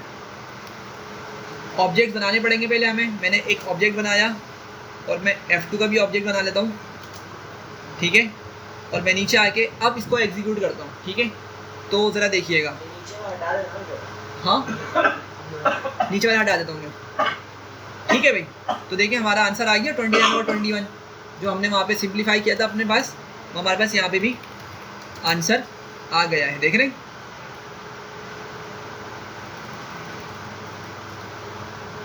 तो भाई थोड़ी सी बात समझ आई कि किस तरीके से हमने लॉजिक को हैंडल किया। तो अब समझें, ये मैजिकल मेथड है हमारा ऐड। क्या है? एक और मैजिकल मेथड है। क्या मैजिकल पावर है कि भाई जब हम अपनी ही क्लास के 2 ऑब्जेक्ट्स को प्लस करवाएंगे, 2, अभी हमने सिर्फ 2 की लॉजिक हैंडल करी है क्लास के अंदर, सिर्फ 2 ऑब्जेक्ट्स को जब प्लस करवाएंगे तो ऑटोमेटिकली कौन सा मेथड चलेगा? ऐड का मेथड चल जाएगा। अभी स्ट्रिंग का मेथड नहीं चल रहा, याद रखें, ये स्ट्रिंग का मेथड नहीं चल रहा अभी। ये कब चलता है? जब प्रिंट यूज़ करेंगे हम लोग। सही है। अगर किसी भी ऑब्जेक्ट के दरमियान प्लस का यूज़ करेंगे हम, 2 ऑब्जेक्ट्स के दरमियान, जब हमारा कौन सा मेथड चलेगा? ऐड का मेथड खुद ब खुद चलेगा। और डेटा किस तरीके से आएगा आप लोग समझ चुके हैं। सब कुछ कैलकुलेट करने के बाद वो हमारे इस तरीके से आउटपुट को बाहर भिजवा देगा। तो ये लॉजिक लिखी है तो एक साइन के लिए जो ऐड कराना। बिल्कुल, थोड़ा सा समझे बात को। चलें, अभी हमारे पास 13 मिनट्स हैं तकरीबन, ठीक है। जल्दी से हम बाकी चीज़ों को रैप अप करते हैं। हम ये समझ आ गए ना चीज़ें। अब मल्टीप्लाई, डिवीजन और सब्ट्रैक्शन का मेथड बिल्कुल यही लॉजिक है, ठीक है। इसमें कोई कन्फ्यूजन तो नहीं है ना। चलें, अब एक और मेथड इम्प्लीमेंट करते हैं, माइनस का। देखें, हमने प्लस वाली लॉजिक तो लिख ली ना। अगर मैं बोलता हूँ F1 माइनस F2, तो अब ये मुझे वही एरर दिखाएगा पुराना वाला कि भाई मुझे माइनस का नहीं पता कि फ्रैक्शन के ऑब्जेक्ट्स पे किस तरह चलाना है, ठीक है, क्योंकि हमने लॉजिक लिखी भी नहीं है अपनी। तो क्या करना पड़ेगा? मुझे एक और मैजिकल मेथड का यूज़ करना पड़ेगा। उसका नाम क्या है? उसका नाम भी वही है, सब, ठीक है। और अगेन दो फ्रैक्शन हैंडल कर रहे हैं, 2, तो क्या लिखना पड़ेगा मुझे? सेल्फ कोमा अदर ही लिख लेते हैं। अगर कोई और नाम देंगे चलेगा वो, ठीक है। ये चलिए कुछ और नाम दे देते हैं हम, ठीक है। तो बोलता हूँ self dot self comma second बोल देता हूँ मैं उसको, सेकंड, ठीक है। लेकिन थोड़ी सी लॉजिक, फिर हमारी लॉजिक सेम रहेगी, ये वर्ड्स चेंज होंगे। जहाँ जहाँ मैंने अदर लिखा है ना, वहाँ मुझे क्या करना पड़ेगा? फिर सेकंड लिखना पड़ेगा, ठीक है। लेकिन मैं लिख के दिखाता हूँ ताकि आपको थोड़ा समझ आए कि हम डिफरेंट वर्ड्स का यूज़ कर सकते हैं, ठीक है। चलें, आप लोग मुझे बताएं, अगर इस प्लस की जगह माइनस साइन होता, सिर्फ प्लस की जगह क्या होता? माइनस होता, तो मुझे कहाँ चेंज करना पड़ता अपनी लॉजिक के अंदर? सिर्फ क्या ये प्लस माइनस बन जाता ना? क्या सिर्फ यही प्लस माइनस बनता ना? बाकी तो सब कुछ सेम रहने वाला है। समझ रहे बात को? तो इसका मतलब ये हुआ कि जो मेरी पूरी लॉजिक है ना, मैं इसको करता हूँ कॉपी, और इसमें थी मल्टीप्लिकेशन वगैरह वही रहेगी सारी, सब कुछ वही रहेगा, सब कुछ वही रहेगा। देखें, ये चीज़ आपकी अगेन उससे मल्टीप्लाई होगी, ये वहाँ जाकर मल्टीप्लाई होगा, सिर्फ बीच में प्लस क्या कौन आ जाएगा? माइनस आ जाएगा, और फिर ये खुद ब खुद उसको माइनस कर देगा। यहाँ पर क्या करेगा? खुद ब खुद माइनस कर देगा पाइथन हमारे। ये मल्टीप्लिकेशन है, ये एलसीएम का शॉर्ट फॉर्म है। हाँ बिल्कुल ऐसे ही है। आप किसी भी इसको ट्रिक को चला दें, मतलब किसी भी डिफिकल्ट से डिफिकल्ट न्यूमरेटर में चला दें, डिनोमिनेटर चला दें, काम करेगा। लास्ट क्लास में जब मैं इसको पढ़ा रहा था ना अपने पापोश वाले कैंपस के अंदर, तो एक स्टूडेंट आया, बोलने सर ये आपकी लॉजिक एक फ्रैक्शन में फेल हो रही है। मैंने कहा अच्छा, मैंने कहा बताओ कौन सी फ्रैक्शन है। तो काफ़ी जो है ना उनको माइंड में नहीं आ रहा था, जीपीटी किया, खैर एक उनको लॉजिक मिल गई, बोले आगे दिखा रहे, बोल रहे ये हो रहा है। मैंने कहा ये आपकी लॉजिक ही गलत है, आप डिनोमिनेटर को मल्टीप्लाई नहीं करवा रहे। देखें, डिनोमिनेटर मल्टीप्लाई होंगे, देखिए मेरी बात को, क्या हमने 3 और 7 को मल्टीप्लाई करवाया? ये भी तो 21 आया ना, वो एक डिनोमिनेटर लेकर आ रहे थे। अच्छा। मैंने कहा नहीं, लॉजिक कब काम करेगी? डिनोमिनेटर भले सेम ही क्यों ना हो, अगर लेट से यहाँ पे भी 9 मौजूद है, यहाँ पे भी 9 मौजूद है, तो इनको भी मल्टीप्लाई करना है। वो यही गलती कर रहा था वो स्टूडेंट, वो एक 9 लिख के ला रहा था, बोला देखें आपकी गलत आ रही है लॉजिक। मैंने कहा नहीं, मल्टीप्लाई करनी है। तो 3 स्टेप्स हैं, किसी भी फ्रैक्शन पे अप्लाई करें आपको 100% आंसर मिलेगा। भाई मैंने खुद की लॉजिक नहीं बनाई हुई, ये ब्रिटिश की बता दो ना, ओ लेवल्स के अंदर पढ़ाई जाती है, बहुत सारी। बिल्कुल आप सही बोल रहे हैं, 3-4 लॉजिक्स तो मतलब हमें खुद को पता होंगी, ठीक है। लेकिन ये थोड़ी सी मुझे आसान लगती है, तो इसलिए मैंने ये डिस्कस करी है। अगर आप इसको किसी और लॉजिक में लिखेंगे वो जब भी काम करेगी। चलें यहाँ जल्दी से देखें, तो इस प्लस को मुझे क्या करना है? बस माइनस करना है। और एक और चीज़ हमने करनी है, वो क्या करनी है कि इस अदर की जगह मुझे क्या करना होगा? मुझे सेकंड लिखना पड़ेगा, क्योंकि मैं अब F2 का डेटा किस में गेट कर रहा हूँ? सेकंड के अंदर। तो मुझे सब अदर को F2 करना होगा, सेकंड लिखना होगा, ठीक है। तो मैं एक शॉर्टकट का यूज़ कर रहा हूँ, मैं इन तमाम को हटाऊँगा यहाँ से। मैं क्या कर दूँगा इसको, सेलेक्ट करें सर तीनों को एक साथ। अच्छा, इसको इस तरह से किया मैंने कि आप देख रहे हैं अदर लिखा हुआ है, आप किसी भी एक अदर को सिलेक्ट करें और कंट्रोल डी दबाएं, उसको जहाँ जहाँ अदर मिलेगा ना, सही है, देखें अभी देखें मैं कंट्रोल डी दबाऊंगा तो अदर उसको बराबर में मिला, सही है, उसने उसको भी सिलेक्ट कर लिया, फिर मैंने कंट्रोल डी दबाया और इसको भी इसने सेलेक्ट कर लिया, सही है। तो मेरे तीनों डी सेलेक्ट हो गए। फिर आप क्या करें, इनको सेलेक्ट करें और बैक स्पेस लगाएंगे मिट जाएगा, और कुछ भी लिखेंगे तीनों जगह लिख देगा। ये शॉर्टकट है कंट्रोल डी करके, ठीक है। अच्छा खैर सही है भाई, तो हमारी लॉजिक यहाँ पे सब्ट्रैक्शन वाली भी हैंडलिंग हो गई है। सही है भाई, आगे बढ़ते हैं, टाइम कम है, हम अभी इसको चेक कर लेंगे। ये हमारी सब्ट्रैक्शन वाली लॉजिक भी यहाँ पे कंप्लीट हो गई है। जल्दी से मल्टीप्लिकेशन की लॉजिक क्या होती है, सोच के बताएं जल्दी से कि हाँ बिल्कुल, एक मल्टीप्लिकेशन तो बहुत सिंपल सा होता है। देखें 2/5 है, ठीक है, और क्या लिखा हुआ है, सॉरी 2/3 था, मल्टीप्लाई 5/7, नहीं क्रॉस नहीं होगी, वो डिवीजन में होती, बताता हूँ मैं। न्यूमरेटर किससे मल्टीप्लाई होगा, न्यूमरेटर से, डिनोमिनेटर किससे मल्टीप्लाई होगा, डिनोमिनेटर से, बस ये लॉजिक है। सही है, तो क्या होगा, self dot n1 multiply other dot n1, self dot n2 multiply other dot n2, समझ रहे हैं। और फॉर्मूला इसका मैजिकल मेथड का नाम क्या है, डेफ MUL होता है, इसका नाम क्या है, इसका मल, इसका मतलब शॉर्टकट मल है, मल्टीप्लिकेशन का शॉर्टकट। और अगेन क्या कर रहे हैं, सेल्फ कॉमा अदर लिख देता हूँ मैं, नाम अगेन कुछ और यूज़ कर लें आप लोग की मर्जी। अच्छा, न्यूमरेटर इक्वल्स टू, जल्दी से बताएं क्या होगा, self dot n1 times other dot n1, ठीक है। और मैं इसको बोलता हूँ डिनोमिनेटर, और सेल्फ डॉट यहाँ पे क्या हो जाएगा n2, और यहाँ पे अदर डॉट n2, और फिर रिटर्न करेंगे। मैं इसी को कॉपी कर लेता हूँ यहाँ से, ये लाइन मेरी यहाँ पर आ गई। ये जो मैजिकल मेथड है, हाँ इनके नाम यही रहेंगे, हाँ नाम, इनके नाम चेंज नहीं कर सकते हम, ये यही आपके मैजिक के पाइथन ने खुद इनको डिफाइन किया हुआ पहले से। इसकी लॉजिक आप खुद पीछे लिख रहे हैं ना। हाँ लेकिन नाम ये रहेंगे, नाम यही रहेंगे, नाम हम चेंज नहीं कर सकते। आप नाम के हवाले से पूछ रहे हैं ना, नाम यही रहेंगे। जब आप लॉजिक के इसके पीछे खोज दे रहे हैं तो नाम तो उसका कुछ भी रखेंगे वो वर्क करेगा। नहीं नहीं नहीं नहीं, देखें पाइथन ने बता दिया, अगेन वही वाली बात है ना, सेट्स ऑफ रूल डिफाइन कर दिए हैं कि अगर आपने ये वाला काम करवाना है आप हमारे इस मेथड का यूज़ कर लो, इस नाम का यूज़ कर लो। लॉजिक क्यों लिखने पीछे, वो डायरेक्ट नहीं है। देखें वो इसलिए क्योंकि पाइथन ने क्या किया हुआ है, उसने ना पाइथन ने ट्रिगर पॉइंट बनाया हुआ है, समझिएगा। ट्रिगर पॉइंट का मतलब कि भाई ऑब्जेक्ट बनेगा तो उसने एक नाम डिफाइन कर दिया कि ये वाला मेथड चलेगा, इनिट चलता है। ऑब्जेक्ट बनता कौन सा मेथड चलता है, इनिट, लेकिन अंदर क्या लॉजिक चलेगी हम खुद लिखेंगे। प्रिंट चलाएंगे, प्रिंट फंक्शन यूज़ करेंगे किसी भी ऑब्जेक्ट को प्रिंट करने के लिए, तो पाइथन ने बता दिया कि कौन सा मेथड काम करेगा, कौन सा मेथड का हमने नाम यूज़ करना है, स्ट्रिंग str। तो नाम बता दिया उसने, लॉजिक क्या चलेगी, हमने किस तरह से शो करवाना है, हमने काम करना है, लॉजिक हम डिफाइन करेंगे, समझ रहे हैं। तो पाइथन ने हमें फ्लेक्सिबिलिटी दी है नाम बना के, तो हम उन नाम्स का यूज़ करते हुए अपनी लॉजिक लिख रहे होंगे। अब भले लॉजिक कुछ भी हो, आप उसमें भले कुछ भी डिस्प्ले करवाएं, ठीक है भाई। तो यहाँ पे क्या किया हमने यहाँ पे मल्टीप्लिकेशन शो करवा दिया। अच्छा, आप लोगों को मैं चले होमवर्क देता हूँ, चूँकि टाइम कम है, मैंने इसको एग्जीक्यूट करके दिखाना है आप लोगों को। आप लोग ना इसकी लॉजिक डिवीजन वाली खुद लिख कर आएंगे, मैं पॉइंट समझा देता हूँ किस तरह काम करेगा। जल्दी से यहाँ देख लेते हैं।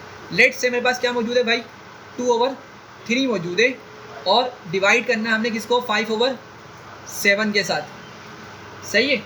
अब क्या होता है, जल्दी से मैं इसको डिस्कस करता हूँ।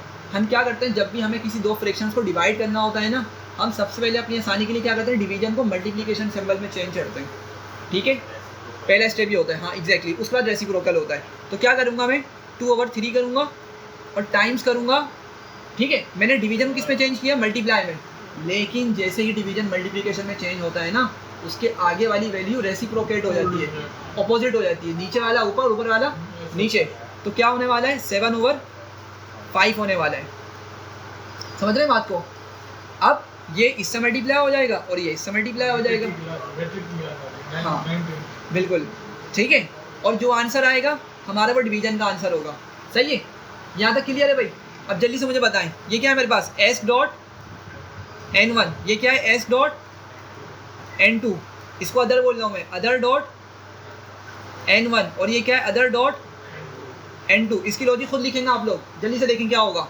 मुझे ज़रा बताएं कि 2 किससे मल्टीप्लाई हो रहा है मेरा, 7 से। जब मैंने सब कुछ सिंप्लीफाई कर दिया, फाइनल एग्जैक्टली, तो मुझे सेल्फ को मल्टीप्लाई करना होगा किसको, सेल्फ डॉट N1 को अदर डॉट N2 के साथ। और सॉरी, और क्या हो रहा है, 3 5 से मल्टीप्लाई हो रहा है, तो self dot N2 multiply other dot N1 से। मल्टीप्लाई करेंगे, ठीक है। अच्छा, और अलग अलग सेल्फ भी करेंगे, मतलब आपने जब 2 को 7 से मल्टीप्लाई किया, मतलब सेल्फ डॉट n1 को अदर डॉट n2 से मल्टीप्लाई किया, उसके आंसर को न्यूमरेटर में सेव कर लें। और जब आपने सेल्फ डॉट n2 को अदर डॉट n1 से मल्टीप्लाई किया, उसके आंसर को डिनोमिनेटर में सेव कर लें और रिटर्न करवा दें, ठीक है। ये करेंगे आप सब लोग, मैं चेक करूँगा नेक्स्ट क्लास में आगे, सबसे पहले ये वाला काम, ठीक है। कोड फाइल मैंने शेयर करी हुई है, फिर भी मैं दोबारा एक मतलब शेयर कर दूँगा और ग्रुप में एक बस मल्टीप्लाई न्यूमरेटर टू न्यूमरेटर ही करना है। हाँ, क्योंकि देखिए लॉजिक सिंप्लीफाई होने के बाद ये बन जाती है ना हमारी, तो हम उसको डिवाइड को मल्टीप्लाई में लेके नहीं जाएंगे। तो मैं समझा रहा किस तरह से काम चलता है, हम डायरेक्ट करेंगे ना काम। देखें, समझे बात को, ये वाले जो स्टेप्स हैं ना, ये तो बच्चों वाले स्टेप्स हैं जो हम कभी किसी क्लास में पढ़ा करते थे, ठीक है। हम पाइथन में किस तरह रेसिप्रोकेट करेंगे, हमारे पास तो सब नंबर्स मौजूद है ना डायरेक्ट, हमें पता है कि सब कुछ सिंप्लीफिकेशन के बाद ये काम हमने करना है, इसको इससे मल्टीप्लाई करना है। तो मैंने आपको पहले वो समझाया और फिर वही चीज़ हमने अपने नॉर्मल फ्रैक्शंस पे डायरेक्ट इंप्लीमेंट कर दी, डायरेक्ट इंप्लीमेंट करिए, सही है। तो ये लॉजिक आप लोग खुद लिखेंगे। जल्दी से हम आगे बढ़ते हैं। एक और चीज़ मैं नाम भी बता रहा हूँ आपको, इसका मेथड का नाम है ट्रू डिव। डिवीजन के लिए जो मैजिकल मेथड का नाम है वो क्या है, ट्रू डिव। मैं यहाँ लिख रहा हूँ, ठीक है, ट्रू डिव, सॉरी स्पेलिंग गलत हो गई, ट्रू डिव डबल अंडरस्कोर, वही सेल्फ करेंगे, अदर करेंगे दूसरे के लिए, और अपनी लॉजिक को यहाँ पे आप लिखेंगे। मैं फिलहाल पास लिख रहा हूँ, ठीक है भाई। तो हमने चारों मेथड्स, मतलब मैंने आपको 3 मेथड्स बता दिए, एक मेथड आप लोगों ने होमवर्क करना है। टोटल कितने मैजिकल मेथड्स हैं? यार मैजिकल मेथड तो आपके मिलियंस में, थाउजेंड्स ऑफ, मतलब बे इंतहा। और जो जितने मेथड्स हैं हर किसी की मैजिकल पावर अलग है, हर कोई अलग अलग एक्शन पर ट्रिगर होता है, हर कोई। अभी हमने देखा ना, हमने 3-4 देखे हुए, ठीक है। तो हर कोई अलग अलग ट्रिगर पॉइंट है हर किसी का। तो जितने भी मेथड्स हैं सबका ट्रिगर पॉइंट अलग है, ठीक है। अब ये डिपेंड करता है कि हम क्या चीज़ बनाने जा रहे हैं, तो उसका मैजिकल मेथड लाजमी एग्जिस्ट करता होगा, कोई ना कोई तो मैजिकल मेथड एग्जिस्ट करता होगा, तो आप सर्च करके निकालें। अगर नहीं एग्जिस्ट करता तो हम अपनी कस्टम लॉजिक लिख रहे होते हैं, लेकिन ये चीज़ें एग्जिस्ट करती हैं, बहुत सारी चीज़ें इस तरह की एग्जिस्ट करती हैं, ठीक है। तो इसमें आपने पास लिखे जी, पास इसलिए लिखा है क्योंकि पास नहीं लिखूंगा ना, देखें पास नहीं लिखूंगा ना, मैं इसको ऐसे ही छोड़ दूंगा, दे रहा है एरर, बोले यार लॉजिक कंप्लीट कर दो। तो मैंने लॉजिक आपको बता दिए। मैं चाह रहा हूँ मैं भी चाह रहा हूँ फिलहाल इसको बाईपास कर दूँ, ये मतलब मुझे एरर ना दिखाए, तो मैंने पास लिख दिया कि यार अभी इसको जाने दो, मसला नहीं करना है इस पर। चल पड़ा, चलें जल्दी से अब दोबारा से हम काम करते हैं।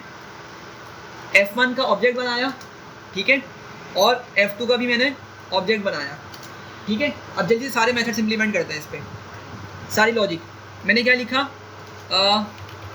Print F1 plus F2। अच्छा, यहाँ पे लिखा मैंने माइनस F2, ठीक है। और यहाँ क्या लिखा मैंने, मल्टीप्लाई, सही है। तो जब मल्टीप्लाई लिखूंगा MUL वाला मेथड ट्रिगर होगा, मल्टीप्लाई वाला। माइनस लिखूंगा तो सब्ट्रैक्शन वाला मेथड ट्रिगर होगा। समझ रहे बात को। तो देखिए ज़रा आंसर इसका, ठीक है, 29/21 आ गया, -1/21 आ गया और 10/21 आ गया। तो फ्रैक्शन की हमने एक छोटा सा कोड लिख के खुद की अपनी डेटा टाइप क्रिएट कर ली है। समझ रहे हैं बात को। चौथा मेथड, हाँ देखें कोडिंग में ऐसे कोई ज़रूरत होती नहीं है, लेकिन मतलब जैसे एक होता है ना बंदे को थोड़ा सा क्यूरियोसिटी होती है कि यार किस तरह से मेथड बनाए गए हैं, मैं अपना खुद का एक मेथड बनाऊँ। अब जैसे हमने मैट्रिक में पढ़ा था, मैट्रिक में क्या हमने इंटर में ही पढ़ा है, मैट्रिक्स पढ़े थे हमने, याद होगा मैट्रिक्स पढ़ते थे, एडजॉइंट मेथड हम पढ़ते थे, क्रैमर्स रूल एक होता था, एक मेथड से मैट्रिक्स को सॉल्व करने के। तो इसकी भी डेटा टाइप एग्जिस्ट नहीं करती, आप चाहें तो उसको बना लें, बेट आपको उसकी लॉजिक लिखनी पड़ेगी, उसमें जो सारे मेथड्स होंगे मैजिकल मेथड वो बिल्कुल डिफरेंट होंगे इससे, ठीक है। इसके अलावा हम अभी एक दो और अपनी डेटा टाइप बनाएंगे, कोऑर्डिनेट ज्योमेट्री की बनाएंगे हम। कोऑर्डिनेट ज्योमेट्री हमने पढ़ी फर्स्ट ईयर के अंदर, वो डिस्टेंस निकाला करते थे हम, याद होगा x, y करके ग्राफ वाले क्वेश्चन सॉल्व किया करते थे, 2 पॉइंट्स के दौरान डिस्टेंस निकाला करते थे हम ना। नेक्स्ट टॉपिक हमारा वो वाला है, तो हम अपनी अभी खुद की 2-3 और डेटा टाइप्स बनाएंगे, ठीक है, ताकि आपको आइडिया हो सके कि हम हर रियल चीज़ को प्रोग्रामिंग के अंदर ट्रांसफॉर्म कर सकते हैं।